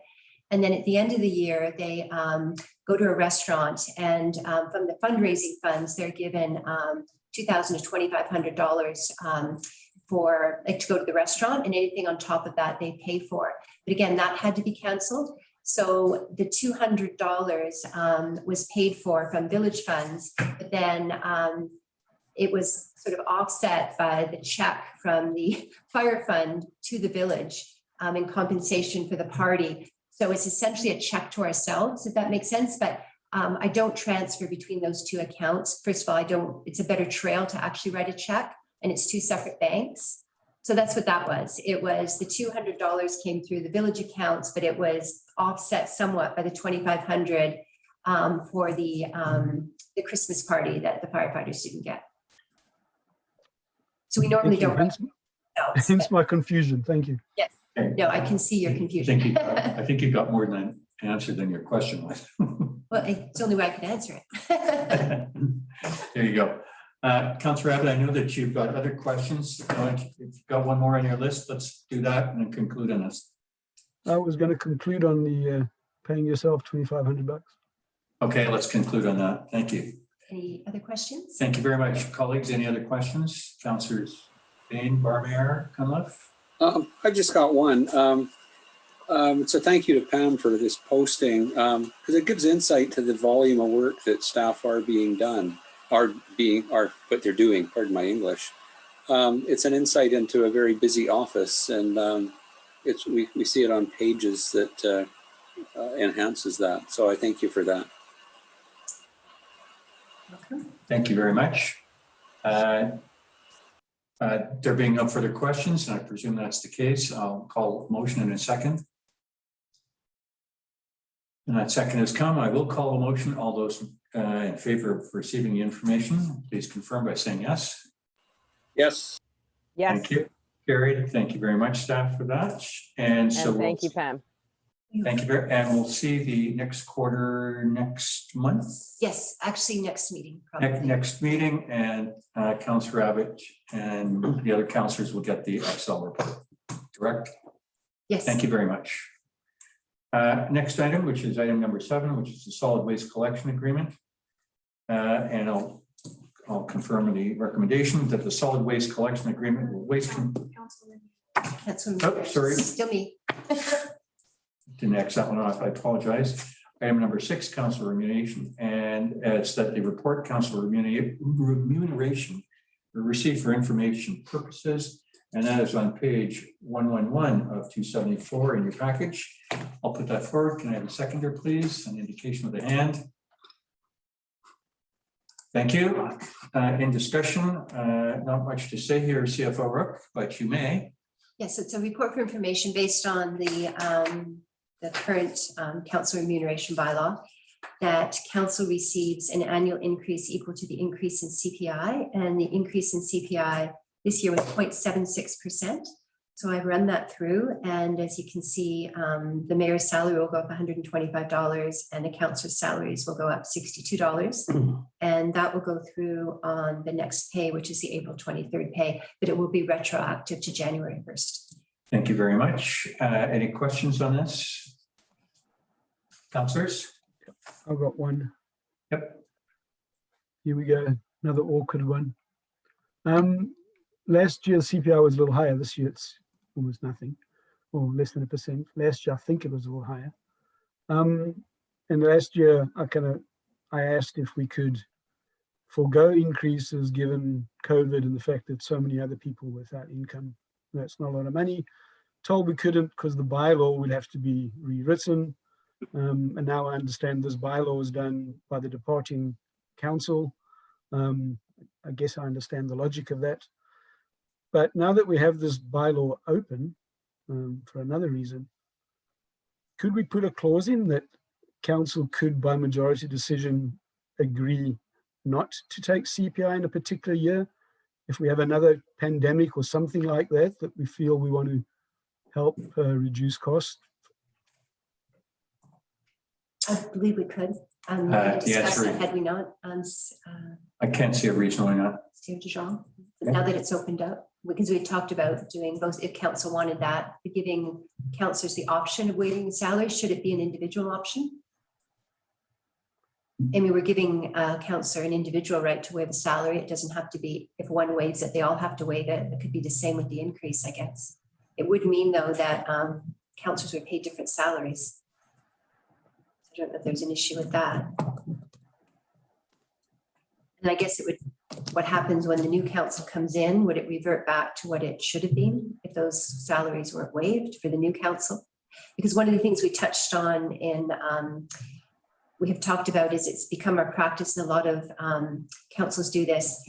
In the election year, the outgoing council often does salary reviews to see what other councils are paid, to see if they would like to make the salaries more or less competitive, so that they don't put the incoming council in a position of having to vote themselves an increase, potentially, and vote themselves an increase. So that was on the plan to do in 2022, is for staff to bring back a review of other council salaries to see if council wanted to make that decision. Thank you very much, CFO. So, CEO, did you want to weigh in? I think if you wanted to waive the CPI, it would have to be all of council would have to waive it. It can't be individual. That's what I'm thinking. Yeah. Cindy, I Yeah, think all it would have to council be do across are the paid the board. same. Yeah. So as you suggested, Councillor Abbott, would be by majority if council wanted to waive the salary increase. All right. I think the point in this is pretty clear. Councillor Abbott, anything else to add, or before I call a motion, we'll go right to vote? We would bring it back. Wouldn't it be just the proposal to bring Well, proposed amendment back in the, Well, actually, okay, so second motion. Second motion, correct me if I'm wrong, Councillor Abbott, is that the increase in compensation due to CPI is waived for this year. sorry, through you, Mayor. My suggestion was, I think, which was better for staff, was that the bylaws opened up anyway, and we make it that council can waive it in any particular year. I would then obviously be suggesting we waive it this year, yes. But I think those are two separate things, aren't they? I think point of order, we would first be directed to bring back an amended bylaw with that provision in it, at which time council would then vote to see if they wanted to waive the salary in the next meeting. So how much staff time would we spend on saving a couple $100 per year? We're amending the bylaw anyway, so it would just be, Okay. I mean, the work's already in the runway, Councillor Barmere, so. This would have to be delayed. Okay. yes. So the issue will be when it comes forward for amendment, this will be just a piece of it, correct? Right, but as CAO De Jong has pointed out, we'd have to waive this and then bring it back to the next meeting. Yes. Because So, we can't vote on an increase and then decide to waive it at the Okay. next meeting. Yes. so we'll waive it or table it either or. Okay, thank you. So to this, in that the bylaw is going to be reviewed for the next meeting, this would be part of that. And council will have an opportunity to vote on the half pie or the whole pie at that time. And so my recommendation would be that we're in discussion that we table this, and then it'll fall off at the next meeting when we make a decision. If that's fine with everybody, I'll ask confirmation that we table it. I'm fine to table it. I really would like to understand the overhead costs with adding the complexity of donating or not donating, what the real tax savings would actually be. If we could actually work through those numbers so that we're not just creating some false value. Thank you very much for as a comment. So I would like to hear through majority that we're going to table this. I would agree with what and have, the direction Norm's going. Let's do some math. I'm in favor of tabling it, but let's look at really what the hard numbers are. Thank you very much. Councillor Bain, are you in favor of tabling this?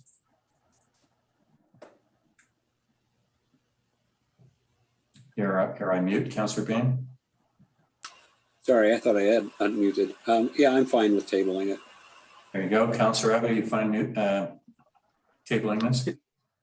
Yes, I am. Thank you very much. Tabled, and we're moving on. And now we're on to solid waste, topic everybody loves. This is the two-piece recommendation that the solid waste collection agreement with Waste Control Services Inc. dated for reference April 1st be approved, and that the mayor and the CAO be authorized to execute the agreement. I'll put that forward. I have an indication by way of a hand. Thank you, Councillor Abbott. For a second, we're in discussion, and before we do that, we'll begin with CAO De Jong to carry us through on the information piece. So when we met with Waste Control Services to discuss the direction, we were able to come up with a way of essentially maintaining the current model, but having a cap on the number of metric tons of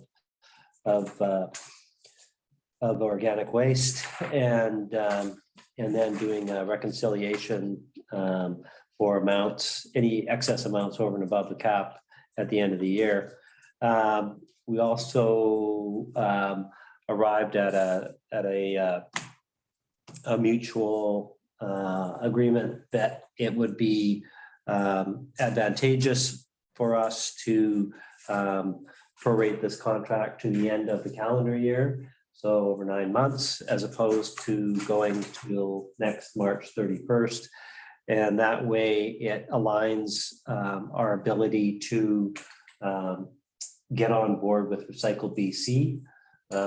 We have a window of opportunity to join as member of Recycle BC, and there are economic benefits to our recycling program in doing that. So the idea would be that we would put out our RFP this summer, select a proponent in the fall, and have a new contract beginning January 1st, which we would anticipate would be a contract under which we are responsible for tipping fees. The rest of the contract would be primarily for collection and transportation of our waste. And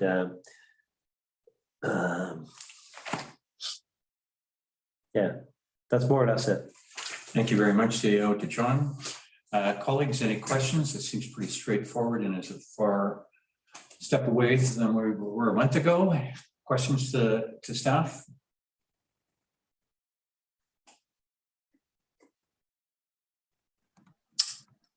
Councillor Abbott? Yeah, just an observation. I think it's a great outcome, better outcome than we certainly thought last week. And then so we effectively only paying the delta on the waste. That's correct.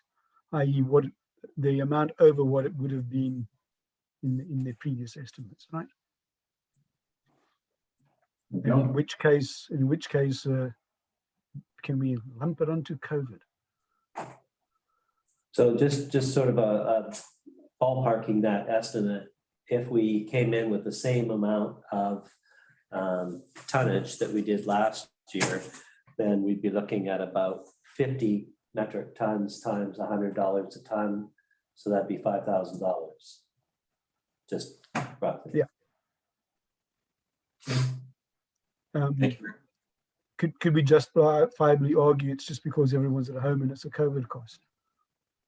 Yes, we could make that argument, but we also have a sizable surplus in solid waste as well that we could use. So I'd rather make the decision at the end of the year when we see how much COVID money is left. We get far more creative spending, and I've noticed that. Yeah, we, as is everybody, I believe, because we do want to make sure we have until the end of 2022 to spend it. And we want to make sure we have enough money left over to cover the extra bylaw costs next year, if council directs us to continue with the, the larger number of bylaw officers. Okay, thank you very much. Councillor Abbott, I presume since you've muted that your questions are concurred. Good, thank you. Thank you very much. If there's nobody asking a question, I'll call a motion. Which I will. I will call a motion, and if I could go to vote and confirm that everybody's in favor of the motion as put forward and seconded, please confirm by saying yes. Yes. Yes. Yes, I think on behalf of all of council, I would like to thank staff for the excellent outcome on this, as Councillor Abbott said. Thank you very much. Next piece is item number 5, 6, 7, 8. BDO financial statements, and I presume this is you, CFO Rook. So the right now our auditors, BDO, which I don't know, think it stands for anything, are in doing the audit. The financial statements will come to the the May 4th meeting. So the auditors present them to council for approval for us to meet our May 15th deadline to submit them to the ministry. That being said, we did have the option of them just coming to the regular council meeting, but staff were proposing having them come at 6 o'clock and is having a CSC from 6 o'clock to 7 o'clock, just dedicated to the financial statements, open to the public, and ask the questions. And then that could be brought to the council meeting for approval. So just in terms of scheduling that I can arrange the time with the auditors, I was wondering if council would be agreeable to that, having a CSC at 6 o'clock on May 4th, or just having them present during the regular council meeting. Both are options. And then we would do the close after the open. Thank you very much. I'd be in, so the question is before or during. I'd be in favor of before at 6 o'clock to receive them, and an we'll open the meeting at that'll be the sole topic, and then we'll move to the regular agenda. Councillor Barmer. Yes, thank you. Colleagues, I'm going to presume yes. Yeah. Works for me. Just a question. So do we have something we need to vote on? So will it be the CSC and then into the regular meeting to take a vote? Or is it just the receipt? It Yeah, would you be- need to approve the financial statements. So it'll be in both meetings. Okay. It'll be a Yeah, I'm good with posting. that. So basically in the CSC, council or the CSC would recommend approval of the financial statements, and there'd just be a brief report in the referencing that in the council meeting where council formally approves them. Thank you very much. So we'll see the invites on that as we get closer to the date. So you may pre-mark your calendar on that one. And that concludes that item, which brings us to the mayor's report. And I had 4 items. The first is to do with Wade Park, and the council is aware of the history of this. What they may not be aware of is that there is, in the past, there was public donations put towards maintenance of the Wade Park in the tune, CFO, correct me, it's in the 4,500-ish range. There we go. My understanding from Mayor Broughton, who along with Mrs. Wade are working on getting the memorial plaque, that between the plaque and or the signage, whatever the term is that we're using, between that and the stand could be in the $4,000 range. So I would confirm that unless there's any council disagreement, that we would be funding that plaque through the previous donations. So that is one piece. And the second, I've asked Public Works Manager Jaffer to review the site. It was brought to my attention that the park itself may not be wheelchair accessible. And so that if he could have a look at that to make it so. And I think back to the cost of the plaque and the stand for it, that prior to proceeding on that staff or Mayor Broughton's in consultation with Mrs. Wade, and she's fine with that. So if council's got any questions on that, please ask now. Otherwise, staff has their direction. Thank you. There being none. There we go. Second piece. Most of us have received reports on not necessarily hikers speeding, but for me, the ones I've received most recently is our residents speeding up Bayview in particular, regardless of the speed bumps near the school. Well, I hope we're not doing it next week because the RCMP will be in attendance at least one day, perhaps 2. The next piece on that is that I've been in dialogue with the CN police. It's supposed to be a blistering hot weekend, and we know what that may mean. So I expect they will be have a significant presence in the KG area. And any questions on either of those two before we go to the last item? No, thank you. And the last item is a piece of correspondence from Mrs. Simons with respect to the block watch. And just as a refresher, if you don't have it at your fingertips, in the numbered pages, it's for just correspondence, it's number 44, or it's in the cumulative package. It starts at page number 250 to 252 inclusive. And I think we can all read what's been said. And I know that Mrs. Simons is on the line. We may ask her in, but not just yet. But I think this came as a bit of surprise to council. And I'll let the CAO make his commentary on that, and we'll push this around a little bit to see where we go. Perhaps I can provide a little bit of an update. I did have occasion to talk with Sergeant Bradley today from the RCMP, and he explained that the direction that Squamish has gone on this program was more of a pushing their social media online platforms. The thinking being that various neighborhoods around the Squamish area had their own neighborhood chat groups, and different pages that they subscribe to, different Facebook pages, other Twitter things, and other ways in which they communicated with each other.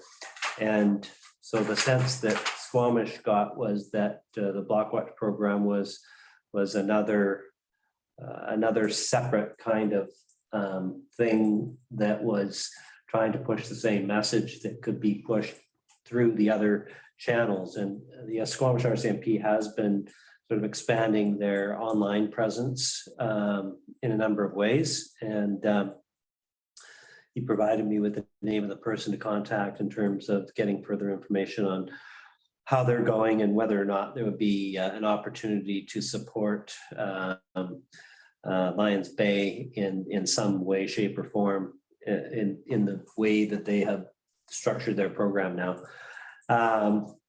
So yeah, they have pretty much let the Blockwatch go by the wayside. I did leave a voicemail and sent an email to the person for the Blockwatch Society of BC, and haven't had a chance to talk to her. But my thought on this is that I would think that there may be, as Ms. Simons has laid out in her letter, a requirement for an organization such as whether it's communities RCMP detachment, as there are a number of them listed on the pages of the Blockwatch Society, or whether it is the municipality itself. They have a nominal fee that they require to join as a member of the society, but the thing that I would expect is that if the municipality was to join, that it would be a very simple case for council to pass a resolution in support of a particular person taking over the coordination of the Blockwatch program in Lions Bay, if someone was willing to step up to that role that Ms. Simons has been handling for the last decade with great aplomb. So that's my update on this.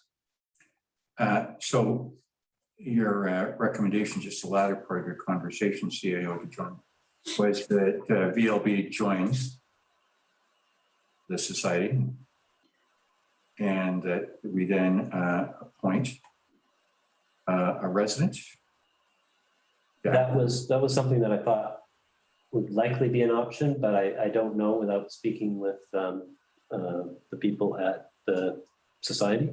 Okay. And I don't know, maybe Ruth has information to add to that. With colleagues and CEO, would it be fine if we invite Mrs. Simons to join us? I don't see an irregularity here. Carla, can you let her in? She can unmute herself. Just a second. Mrs. Simons, if you choose to speak, you can. Thank you. I think having a phone conversation with the Blockwatch Society is probably a good idea before assuming that responsibility can just be delegated to a resident. So yeah, that would be good to hear, to find out that information, because from what I learned, they really wanted a staff member to be the point of contact. And then as far as I think with staff, even if staff is involved, there would still want to be a leader in the community to help organize the blocks and so on.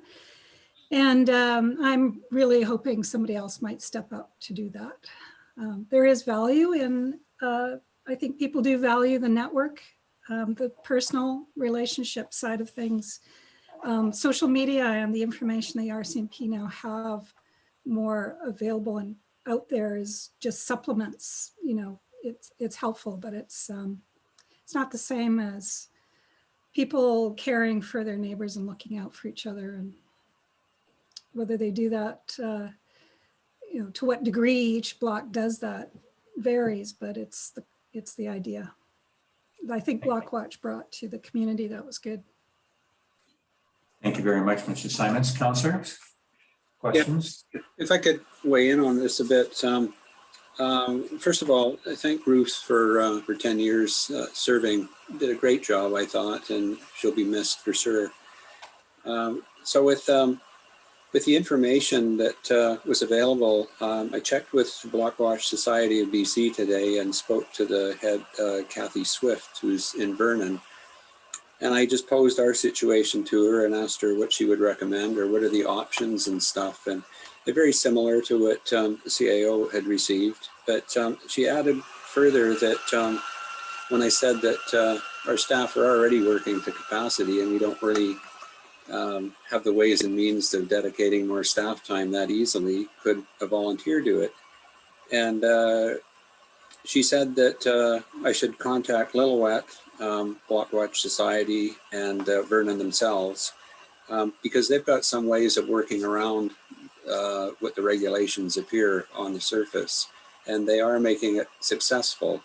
So that seemed encouraging that we might be able to do something, but I haven't yet had an opportunity to contact either of the people there. But it leaves the door open for more research and stuff, and I think it's worth looking at. But I think there is an opportunity for somebody who's really motivated to do this for the community, a volunteer in particular. But Mrs. Swift suggested that you'd have to provide some sort of indemnification for it to work really well, because after all, who would want to take on that responsibility? Because they would actually be the liaison with the RCMP for our community. So it's a little different what she was saying than what we had been led to believe beforehand by some of the written material. So it sounds like they're flexible, and we have some options here and it'd be worth pursuing. Thanks.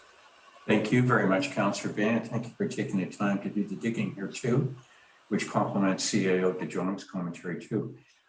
Council members, I see something coming together here, but I'm loath to mention it until we have some discussion. So if it's fine, I'll tap each of you, starting with Councillor Abbott, your thoughts, comments. It seems like we do have a direction here that we would like to pursue. Yeah, thanks. Yeah, so my mind was going the same way. I didn't realize Councillor Bain had done all that work, but I had discussed this with him. Yeah, great. Pleased Councillor Bain took the initiative and started down the track. I think it's just about finding the right person. Hopefully finding someone that's younger. No reflection on myself and others of a certain age. But I think, I think all of these societies, organizations, community groups that we have, we need to try to find the next generation to create that succession plan. And likewise, thank Ruth very much for what she's done for the last 10 years. And I know she's got a lot of other stuff on her plate. And I just hope we can find the right person and this works out. Thank you very much, Councillor. One further comment, and I have discussed this before, but our OCP still refers to us using Blockwatch to do emergency notifications as well. I know there is some resistance and potentially some technicalities around certainly the RCMP not being interested in us do that. But if this avenue allows us to open that up and make it a wider use, I think that would be, if we can at this time, let's see if we can explore that opportunity. There we go. Thank you very much, Councillor Abbott. Councillor Bain, unless you've got anything else to add, I'll move on. Thank you. We're going to come back to you, Councillor Bain, so get ready. Councillor Barmeyer, any comments you have on this? Well, I want to just say that one of the nicest things about moving here, and I've only been here for 4 years, was getting invited into the community email group and just understanding what was happening in the neighborhood and being in that circulation. It was part of what, it's part of what makes this community very welcoming and friendly and safe. There's a natural evolution now that I'm seeing into the Facebook group where residents are actively tracking bear traffic through the community, and you can get minute by minute updates with photos. So the spirit is there. I'm really not too familiar with the mechanics of neighborhood watch or block watch, and I do hope we can find some way to keep it alive. So I support whatever initiatives we need to take to make that happen. Thank you very much, Councillor Barmeyer. Councillor Cunliffe, can you close us on this? Yeah, I'm in the same mind. Getting my block watch report is informative, and it's comforting to see that, you know, most of the incidents in our neighborhood is rather petty. But I certainly wouldn't want to see it go away. I think there is statistics that posted block watch communities are safer communities, and whatever we have to do to keep that going on, I'm happy to support. Thank you very much, Councillor Cunliffe. Here's my thoughts to, firstly, as everybody has said, thank you to Mrs. Simons for the outstanding job for so long. And you work on nothing but major projects. This is one that's dear to everybody's heart. And just like Bear Smart, it somewhat identifies our village. And it's exactly as Councillor Barmeyer said, you move here, you're suddenly on an email string with 20 people that you may or not have met yet. And you know everything about honeybees to bears to fruit trees and to people looking under somebody else's car allegedly for cats, but maybe not. So it's something we want, and I speak on behalf of all council, that in one form or another, we'd like this maintained. Here's my sense and my direction to staff, is that I ask that staff continue to explore this and bring it back for the next meeting. But beyond that, being this is my prerogative, I don't have my crown with me, but Councillor Bain, you always reward people who go the extra mile, and I'm going to reward you again. So thank you very much for your work. I'm going to ask you to be council's liaison specifically on this one, to bring this baby home for us, to continue with your calls, work with staff, and try and make sure that there's a good handoff from Mrs. Simons. Ultimately, I see this coming together one way or another, and I see us posting this in the village update to try and attract new block captains and a new leadership. And I think probably what we should continue to do is try and solicit for new block captains. So we should identify which of the areas that don't. I'm sure one of these residents that I've introduced to the village must live in one of those areas. Every one of them want to commit and do something for the village. So if I knew where those areas were, I'd certainly be able to find a half dozen captains for us. So staff, thank you for taking that direction. Councillor Bain, will you accept your new marching orders? Yeah, that's fine. One key piece though, the rules that the Block Watch Society set up suggests that the coordinator is the one that finds the captains and defines the neighborhoods. So I think everything hinges on getting the right first person, and after that, with a bit of training, I think it should fall into place. Very good, thank you. Again, when this comes together, I'm happy to open my Rolodex of I can't believe I'm saying this, the 45 new residents to our village in the last 2 years.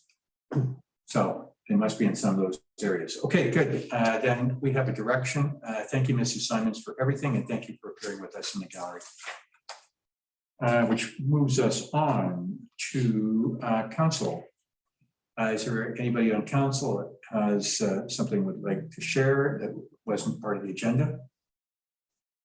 I think I actually added one to the agenda. And The that was PRV. Oh, the PRV update. Thank you. discussion on the PRVs.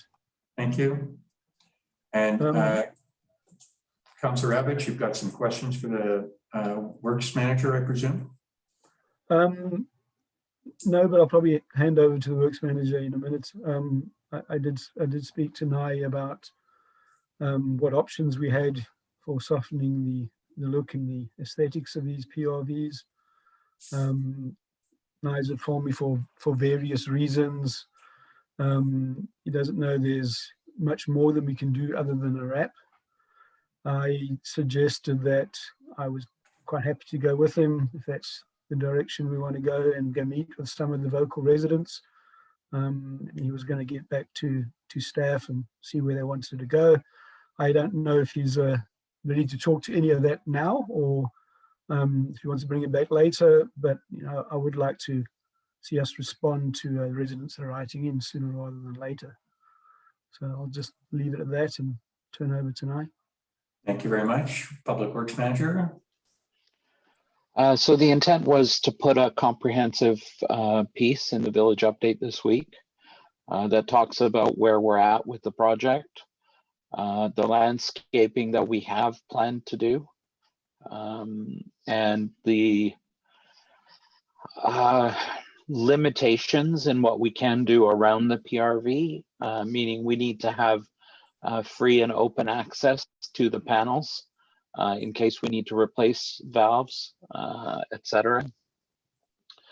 And then to describe the wraps in a little more detail. For example, we could go with 2 themes, either an artistic theme, be it old photographs or something from the Arts Council, or we could go with a theme of blending it in to make the kiosk visually disappear, essentially. So that was the intent for this Friday. Thank you very much. Are you Works Manager, are you looking for feedback on this, or are you going to separate the 3 PRVs and 3 distinct neighborhoods? Yeah, the intent was to go for feedback. Okay. Okay. Colleagues, any question? Looks like a pretty solid answer, and it's only 3 days away. Councillor Abbott, are you satisfied? I guess my approach and intent was a little different. I really felt that a meeting with some of the neighbours that have voiced concerns, to listen to suggestions maybe, and at the same time explain the limitations, was what I was hoping to achieve, rather than just written word in the village update.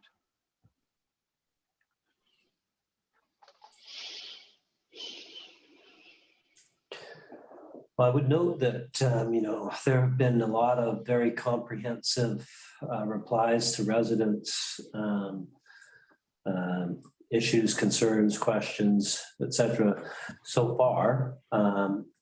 And, going forward, what it really comes down to is providing options for the wraps and obtaining resident feedback on those wraps. So I think that's what we ought to do post haste, is get that out there and get feedback from the residents on, the potential wrap options. There you go. Sideline question, Public Works Manager. If for a particular theme or wrap was decided on, what's the time to execution?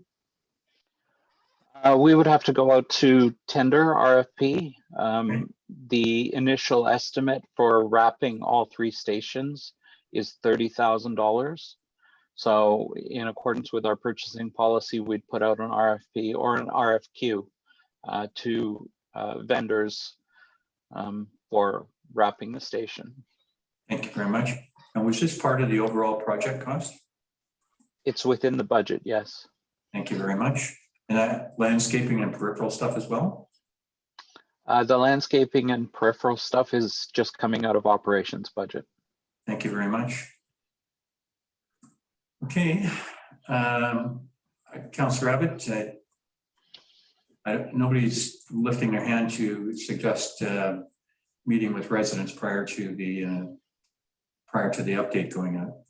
I would say in my broader position, other than one person close to the Bayview PRV, there's been no discussion there that I know of. The one on Mountain, there's been no discussion. I think the area of concern by several residents is in the Upper Bayview. And to recap what the CAO has said, they're pretty vocal. The emails are lengthy.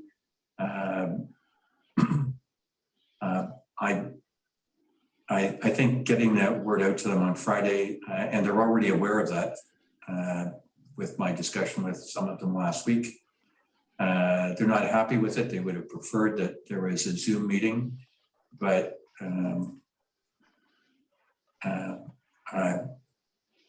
staff's request that we get all of the solid data out via the update. And I guess if that's what it means, and they continue to be unhappy with that, I would invite them on a Zoom session if the topics were specific to the RAP and beautification of the one PRV.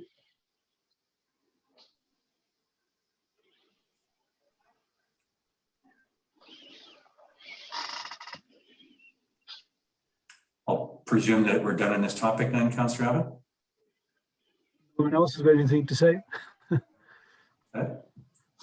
Okay, thank you very much. Thank you for bringing the item up.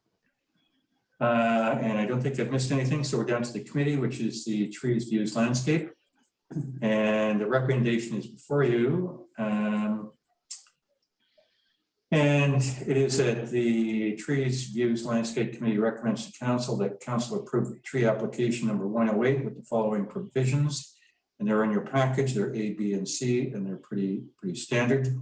I'll put forward that motion. Can I have a seconder, please?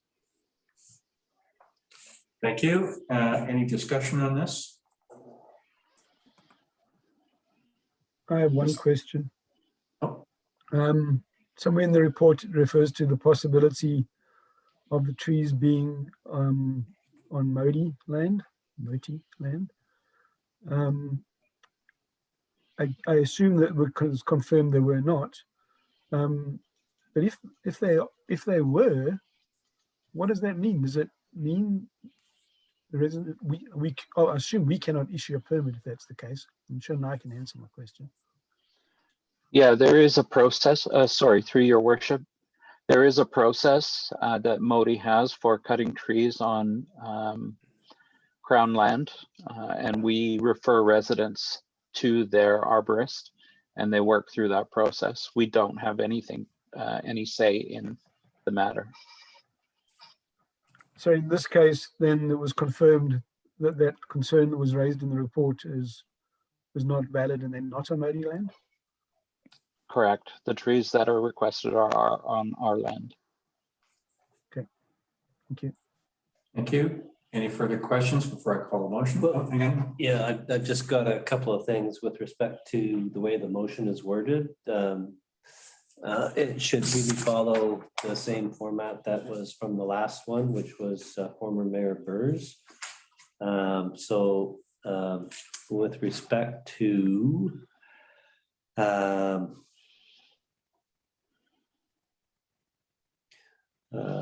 line A, the work described in the application may be carried out subject to, you don't need to say subject to council approval because you're already approving it. So it's just subject to the bird nesting clause.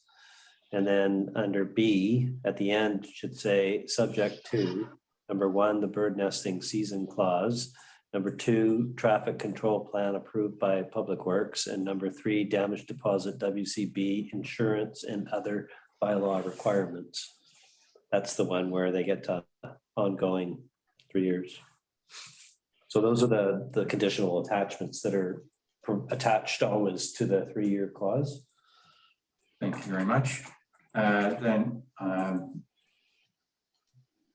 I will put forward an amendment to the motions to include those. You can have a seconder for that. Thank you. Any discussion?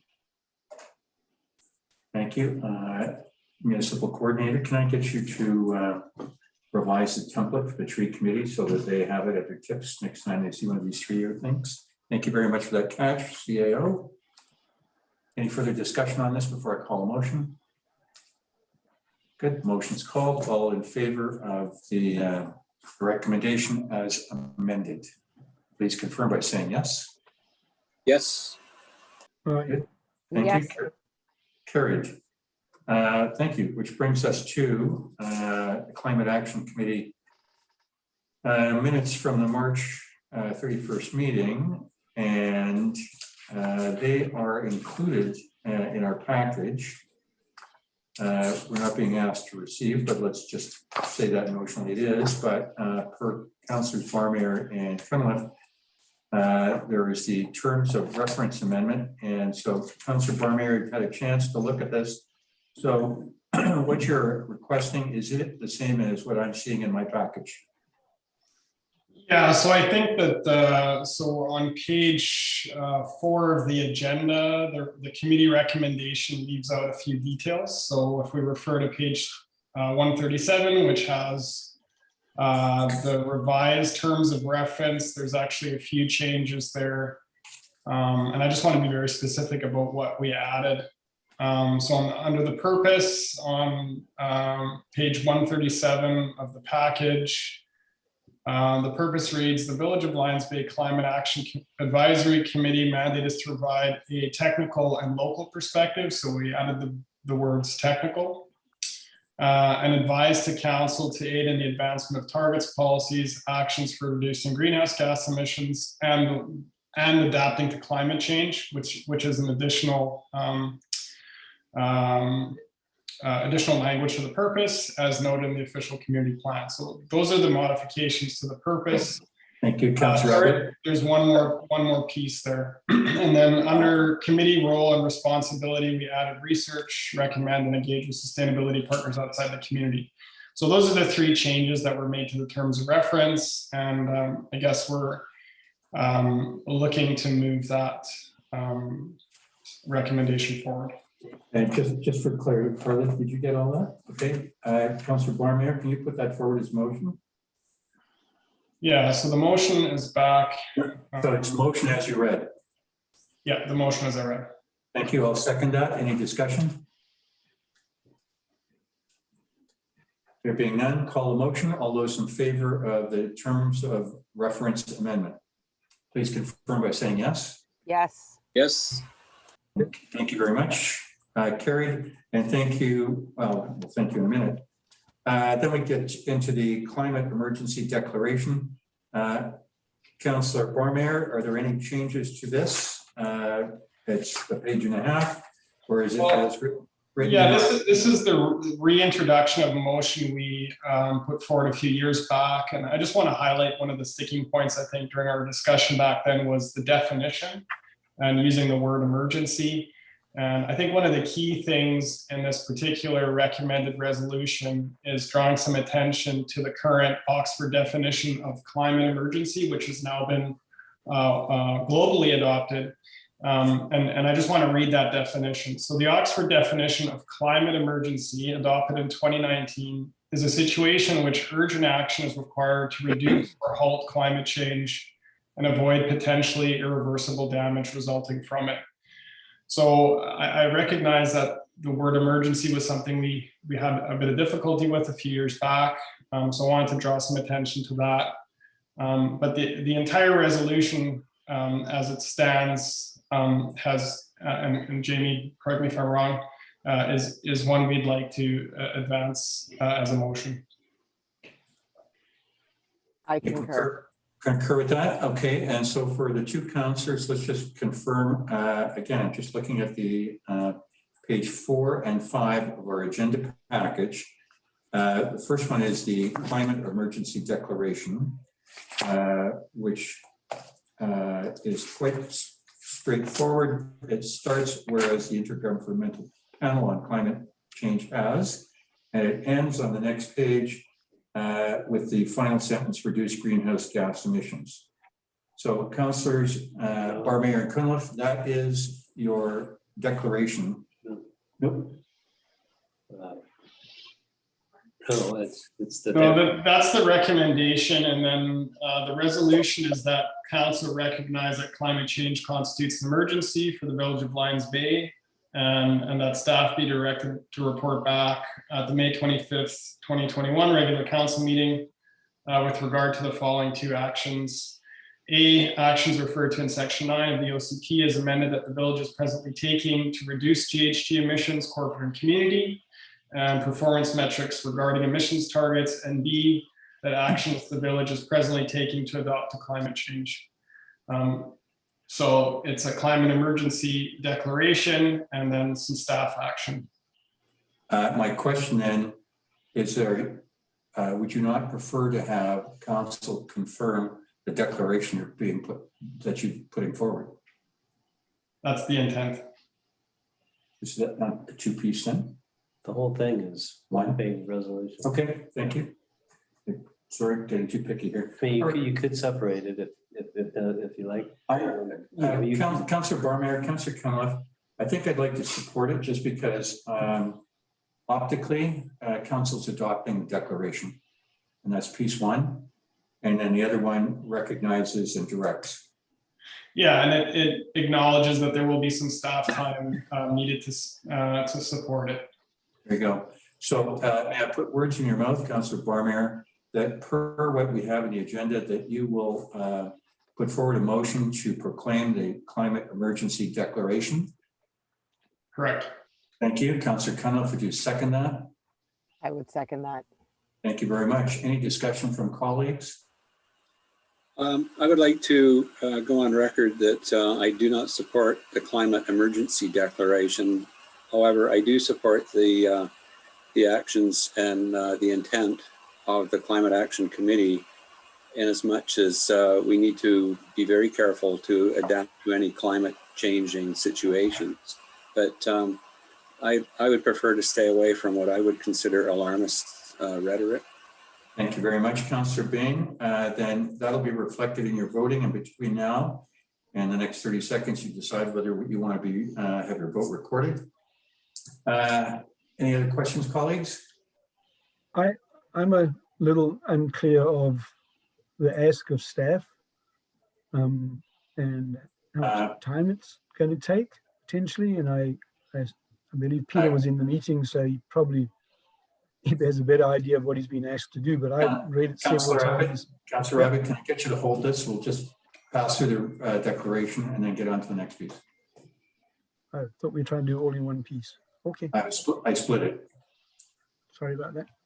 Thank you. I think the discussion concluded. I will call the motion.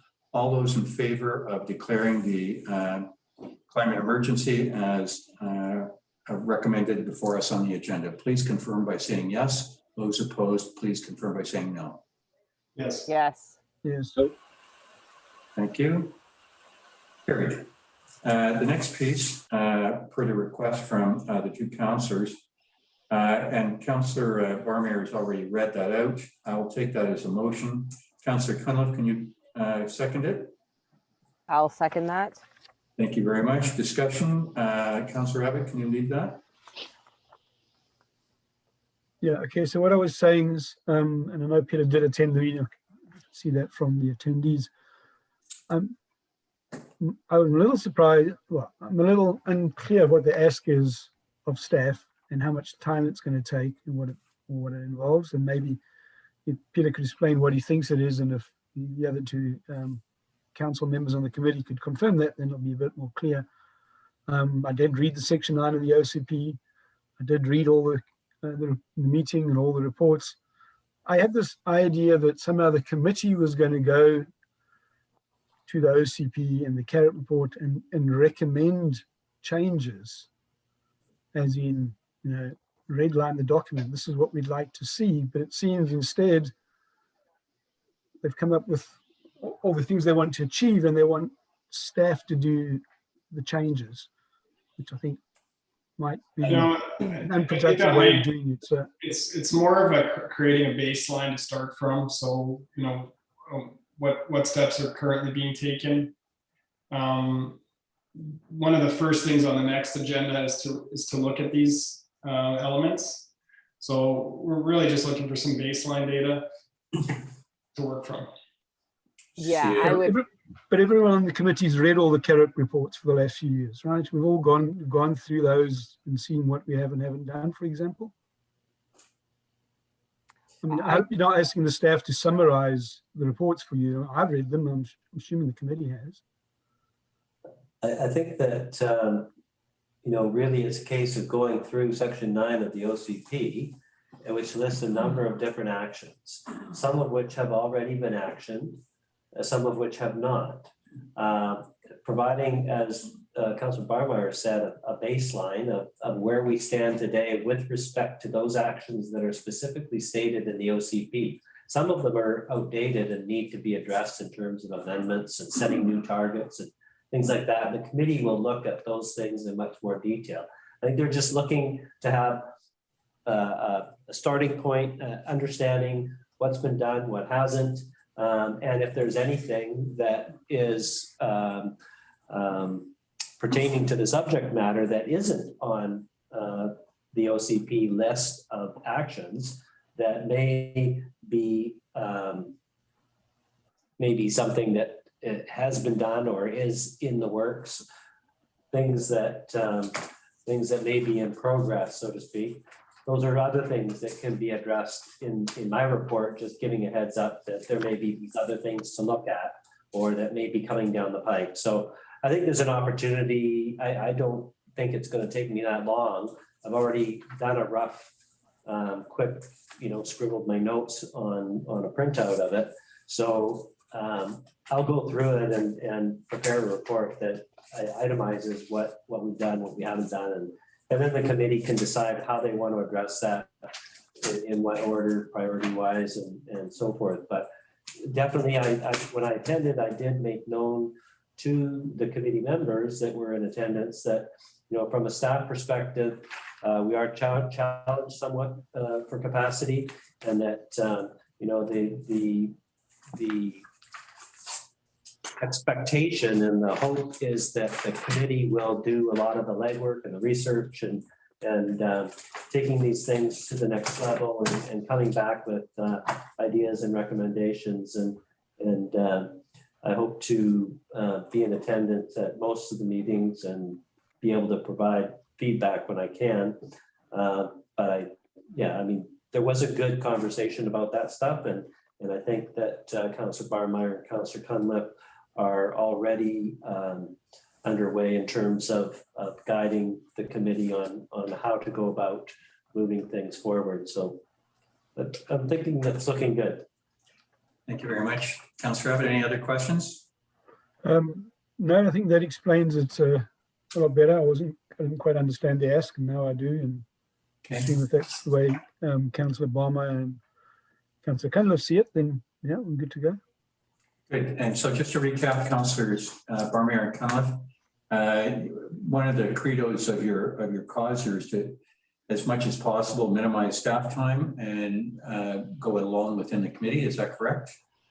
Yeah, and to Peter's point, and to reassure Neville that we're being very aware of staff time. We're trying to lay the framework for the right tools. So do the research, do the legwork, create an information report for the committee to review ahead of time, and use the tools that we have at our disposal. We might do a little bit of a mini lunch and learn on how to use the search function on the village website to find reports.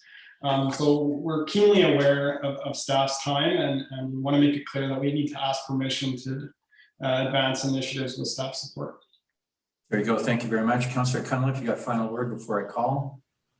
Yeah, everything that Norm just said exactly. And we're really looking, we've got a lofty list of goals, and we will put those in order of what is realistic in the short, medium, and long term. And, we're moving ahead, baby steps, but at least we've got our, feet on the ground here. So. Thank you. On behalf of all of us, thank you, Councillors Cunliffe and Barmeyer. Minor stuff for me, municipal coordinator. The meetings aren't on the corporate calendar. The last one wasn't, the current one isn't. Could you, at least it's not on my calendar. Oh, the corporate. The corporate calendar, the big one, yeah. If you could put that on, please, so that everybody has it. That means that the donkey of a mayor knows where to go next time and knows when the meeting is. Thank you. And for the two councillors, I certainly would like to read about this in the update one of these times coming up, wherever you are. Please see if you can get something into the press for us. I will call a motion. All those in favor, please confirm by saying yes. Those opposed, please advise by saying no. Yes. Yes. Thank you. Gary, thank you. Next piece, emergency services dispatch reports. Love the pretty optics. There we go. Not much to say. If there's any questions, I'll put forward the motion to receive. Take it as a second. Any discussion? Questions? Councillor Bain, you're on mute. Sorry, no, I was just seconding. I'm slow. Thank you. You were slow. Call a motion. All those in favor, please confirm by saying yes. Yes. Thank you. Done. Next piece up is. Oh. I can smell the money I'm going to win from staff on a 10 o'clock close tonight. Don't let me down, everybody. Okay, here we are at the bylaws, 2021, 2025. The 5-year financial plan bylaw number 595, 2021 be read a first, second, and third time. I will be doing that concurrently. I'll put forward that motion. Can I have a second, please? Thank you. Any discussion?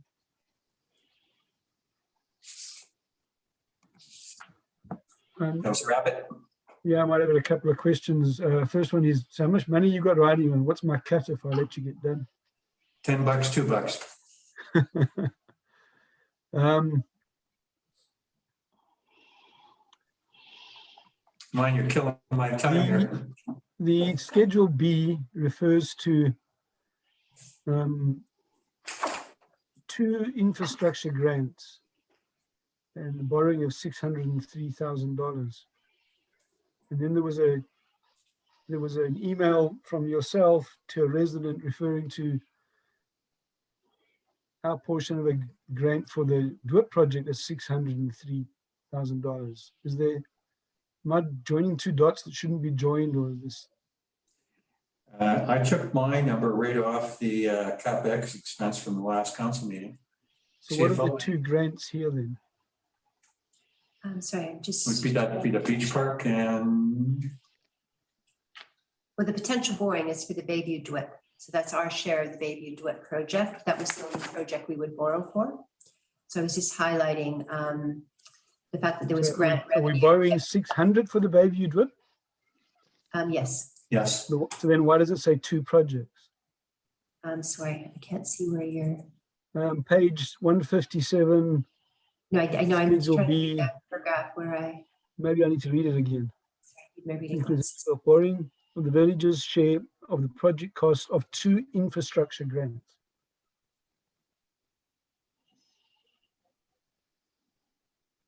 I see what you mean.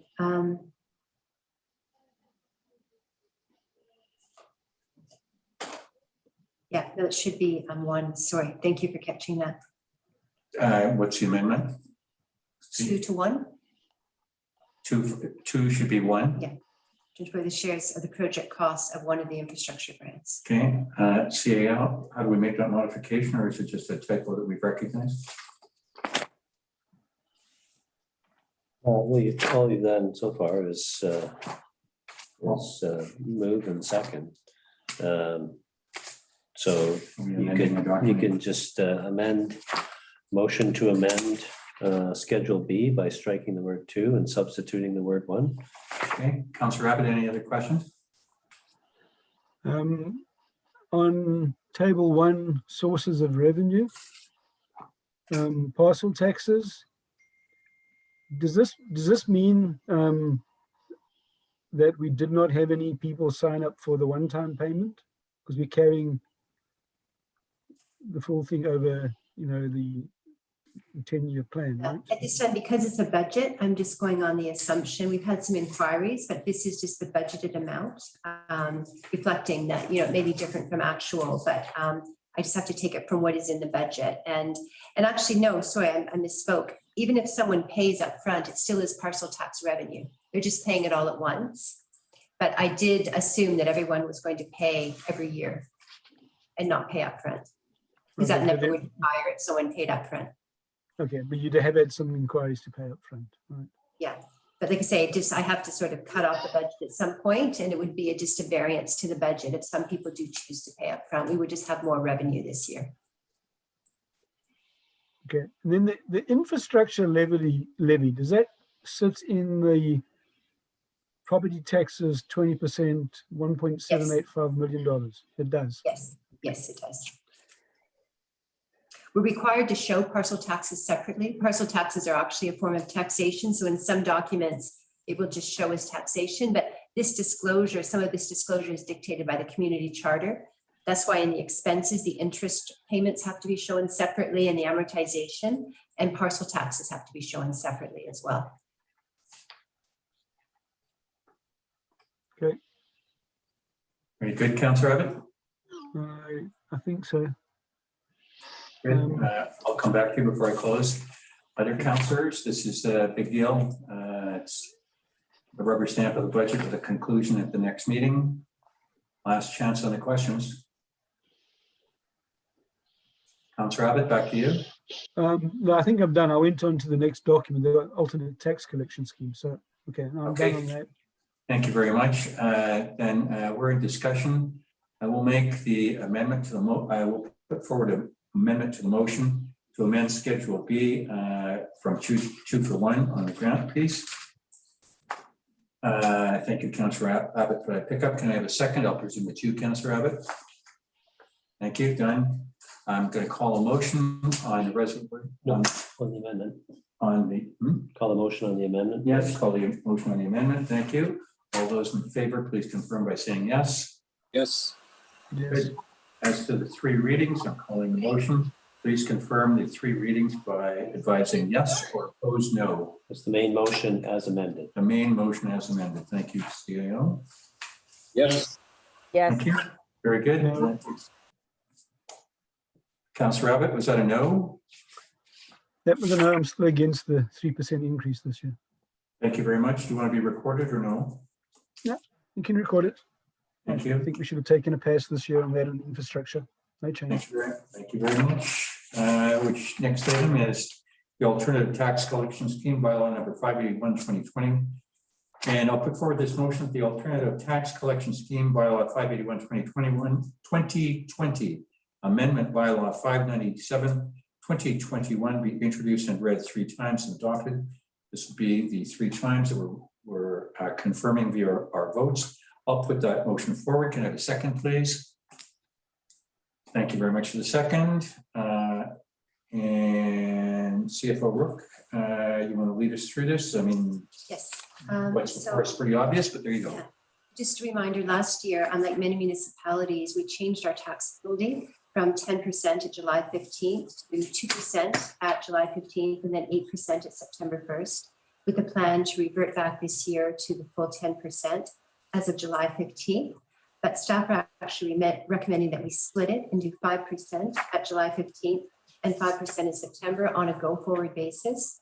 I've looked into other municipalities including where I previously worked, West Vancouver, and that's a common theme to split it 5 and 5. And it provides a good balance between providing an incentive pay, which is actually the purpose of the penalty in the community charter, is to ensure that our main source of revenue can be collected on the due date, but also giving a bit of a break for people who miss the deadline.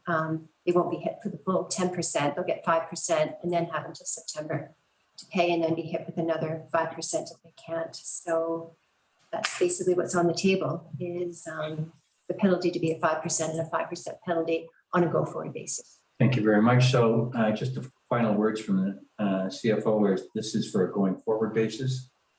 Councillor Abbott, I'm going to give you the floor. I've got my eye on the clock. I know where you're going to go. Let's get there quickly.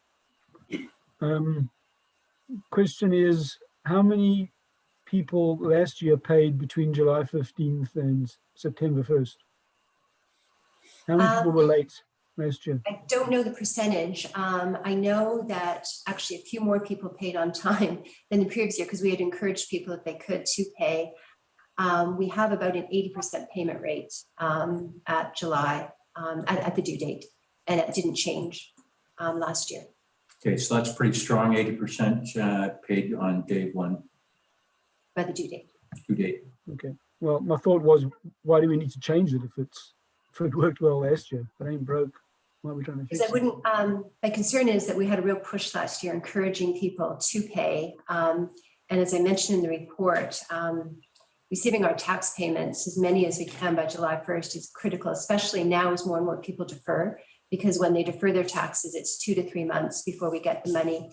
In addition, all of our tax requisitions amounts are due the end of July, regardless of whether or not we've collected the money or not. We have a little bit of excess cash right now because of the land sale, but as you can see by the 5-year plan, we're drawing that heavily. And our cash flow in the past has been very tight. So I'm concerned if we keep it permanently at 2%, then we would see a decline in people paying by the due date. Like I said, there was a push last year, so I think it was a bit of an artificial to get people to pay. The reason we changed this last year was because of the COVID pandemic. We're in the same circumstance this year. It didn't actually penalize us last year. I'm guessing we might assume that there are some people in similar situations this year that could do with this break. So my suggestion was, why not? I'm hoping this is the last year of the COVID pandemic. Why not leave it the way it was last year? It didn't hurt us, and it did give an opportunity for someone that really needed it.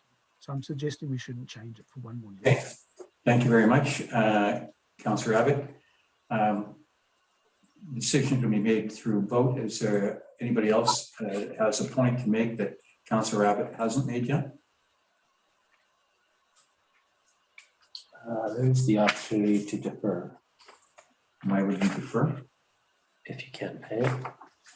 Because when? If you can't pay it. Oh, sorry. I thought you meant table. No, sorry. Sorry. I meant the tax. Yes, again, okay, thank you, Celia. So colleagues, the information's there. Councillor Abbott's raised the counterpoint and the CFO's explained what she has. So discussion is going to be done via vote. So I will call the motion. All those in favor of the recommendation, please confirm by saying yes. Those opposed, advise by saying no. No. Yes. Yes. Councillor Bain? Well, this is a tough one. I see both sides of the argument, and Neville's got a good point, but on the other hand, Pam's got a good point. Well, I guess I'd say I'm pretty neutral on it, so I guess that would make mine a yes then. Thank you very much, carried. Next piece, which is the traffic and parking bylaw. This is bylaw number 598/2021. And that traffic and parking bylaw number 413/2009, amendment bylaw number 598/2021 be introduced and read a first, second, and third time. I'm putting this forward, this motion, to confirm that this is being read for 3 times. May I have a second, please?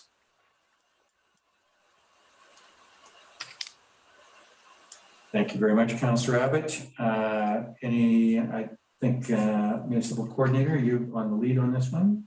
Any further points you want to make other than what we see before us?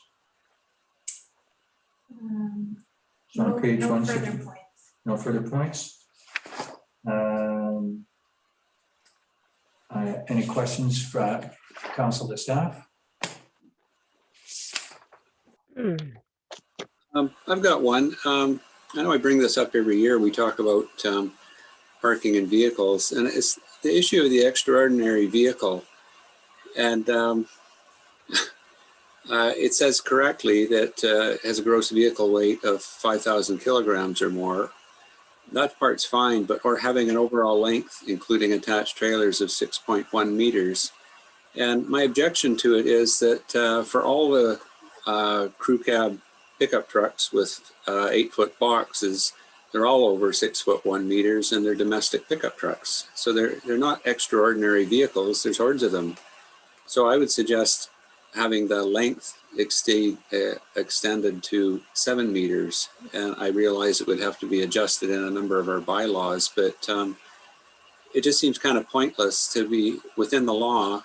Anyone with one of these pickup trucks can't park as freely as anybody else, yet it could be their only vehicle.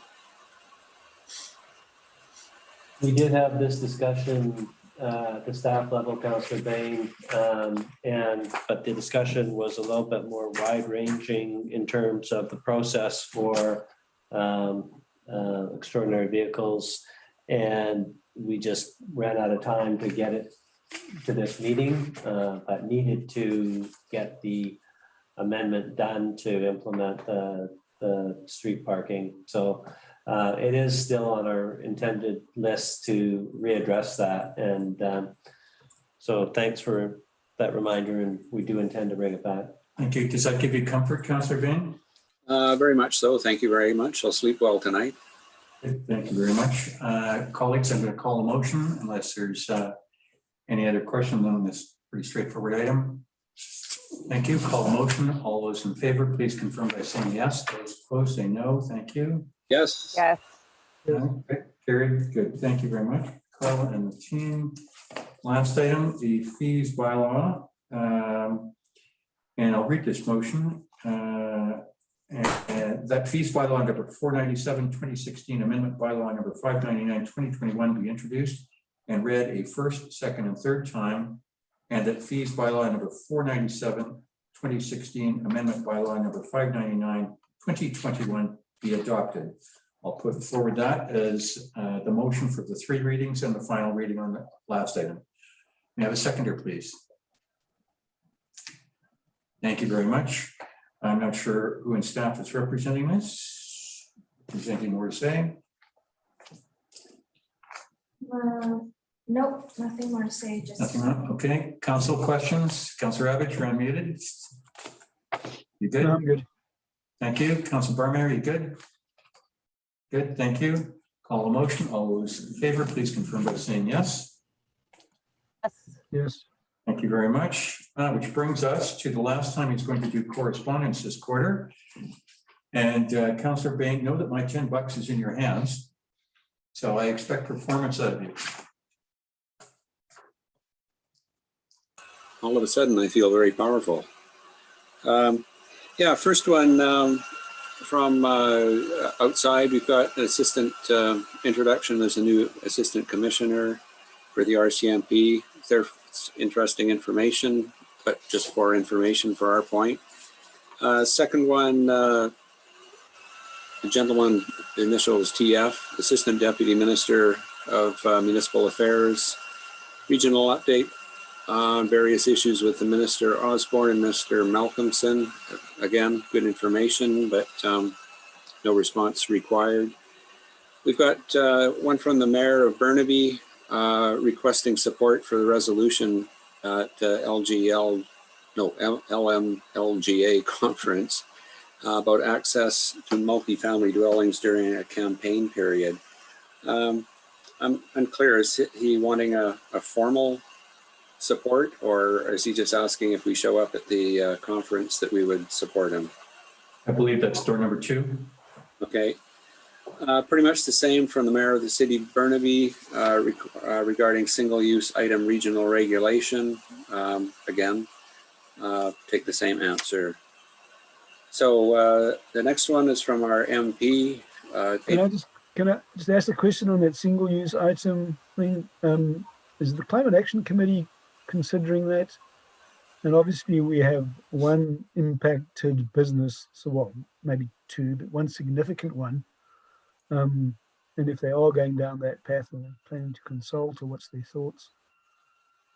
I mean, disingenuous for us to show up and vote for this and then not try and implement it in our own village. Okay. Are you expecting a response from our? Well, I was wondering if Norm or Jamie had it on their radar.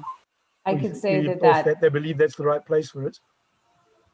that, could I just interject quickly there? It's not something that has come up as of yet, but certainly something to take a look at. Okay, good. So that's for information at this point and observation by the Climate Action Committee. On to our resident correspondence. We've got one R1 about Kelvin Grove parking lot requests. Requesting less parking for visitors and more signage. I think she's advocating that if we had more signage, maybe people would probably be more knowledgeable about our laws. Ron, is that something you were going to respond to, or have you already done that? I think this one is addressed to you. I'll take it. Okay. Next one, Brenda Broughton, parking plan for information. I think we've heard and responded, if I'm not mistaken, or I believe that's the way it is.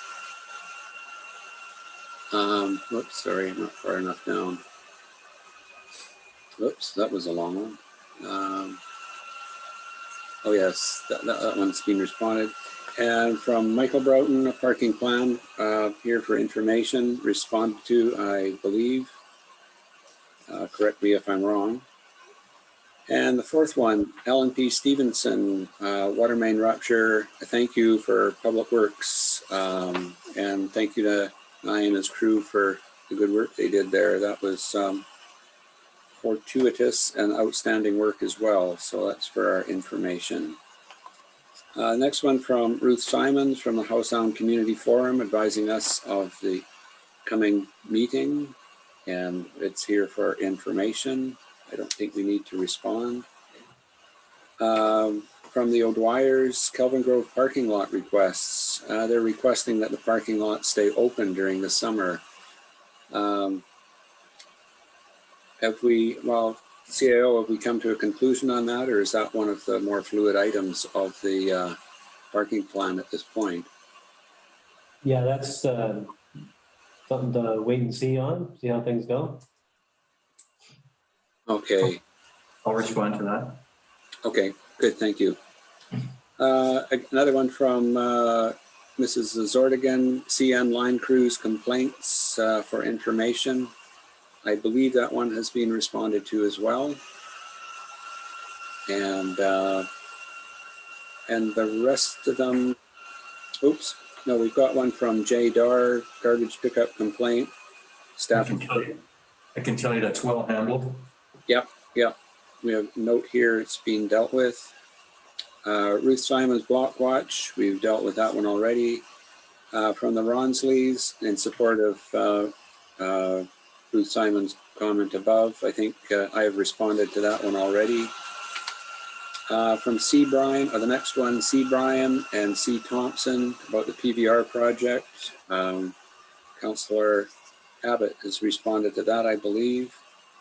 R12 is for Mr. Bull. I haven't responded to that. That's the response to my response. Oh, that's a response to your response. Okay, sorry. Next one, Mr. Bull, PVR, or PRV project. We have it here for information. I believe this one has been responded to as well, if I'm not mistaken.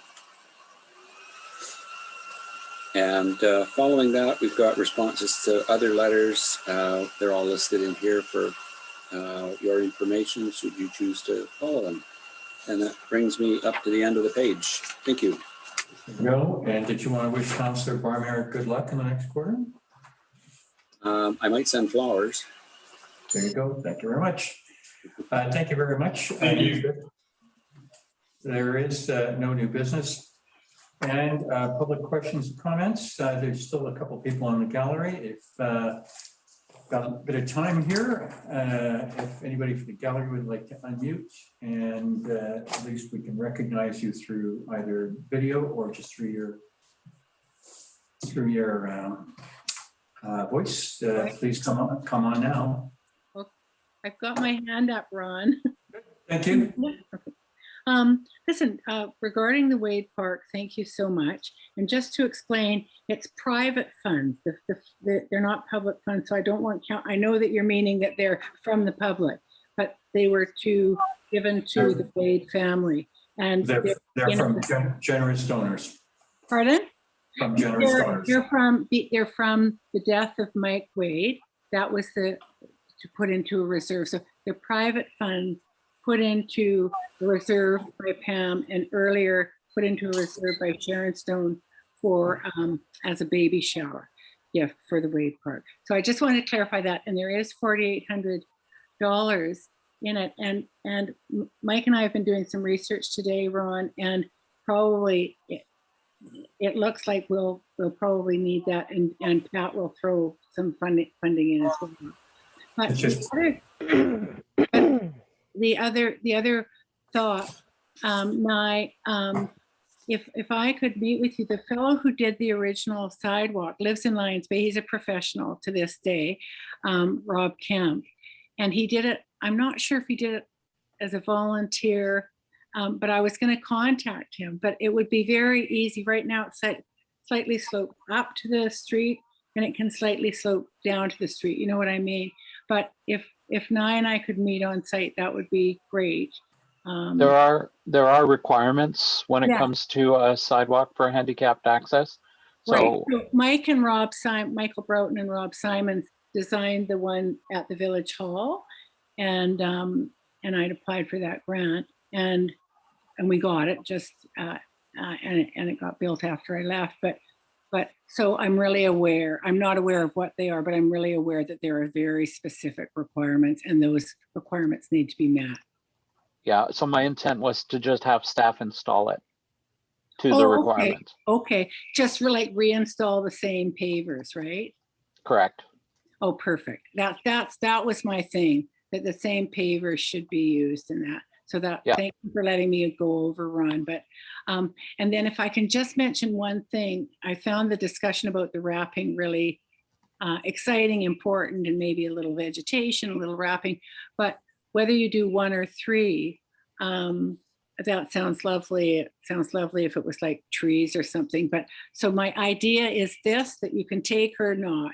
But maybe if it was, if people did come up with the natural thing, maybe they would come up with photo contest or like photos. We have so many people who take photos of the natural forest in Lions Bay that, anyway, it could be quite stunning, I think. Anyway, just a thought. Thank you very much, Mayor Broughton. Thank you very much, Mayor McLaughlin. Thank you very much, Mayor Broughton, and thank you very much for bringing home this Wade Park project for us. You are so welcome. I'm delighted. Thank you so much. Making lots of lemonade. Thank you very much, Mayor Broughton. Anybody else? 2 more minutes. There being none, that want to come forward. 1 more second. Nope. Okay, thank you. We are not going to into close. There's nothing to report out. Therefore, I am proudly going to suggest adjournment. Can I have a second, please? There we have it. All those in favor, please confirm by saying yes, and good night. Yes, and good night. Good night. Yes, and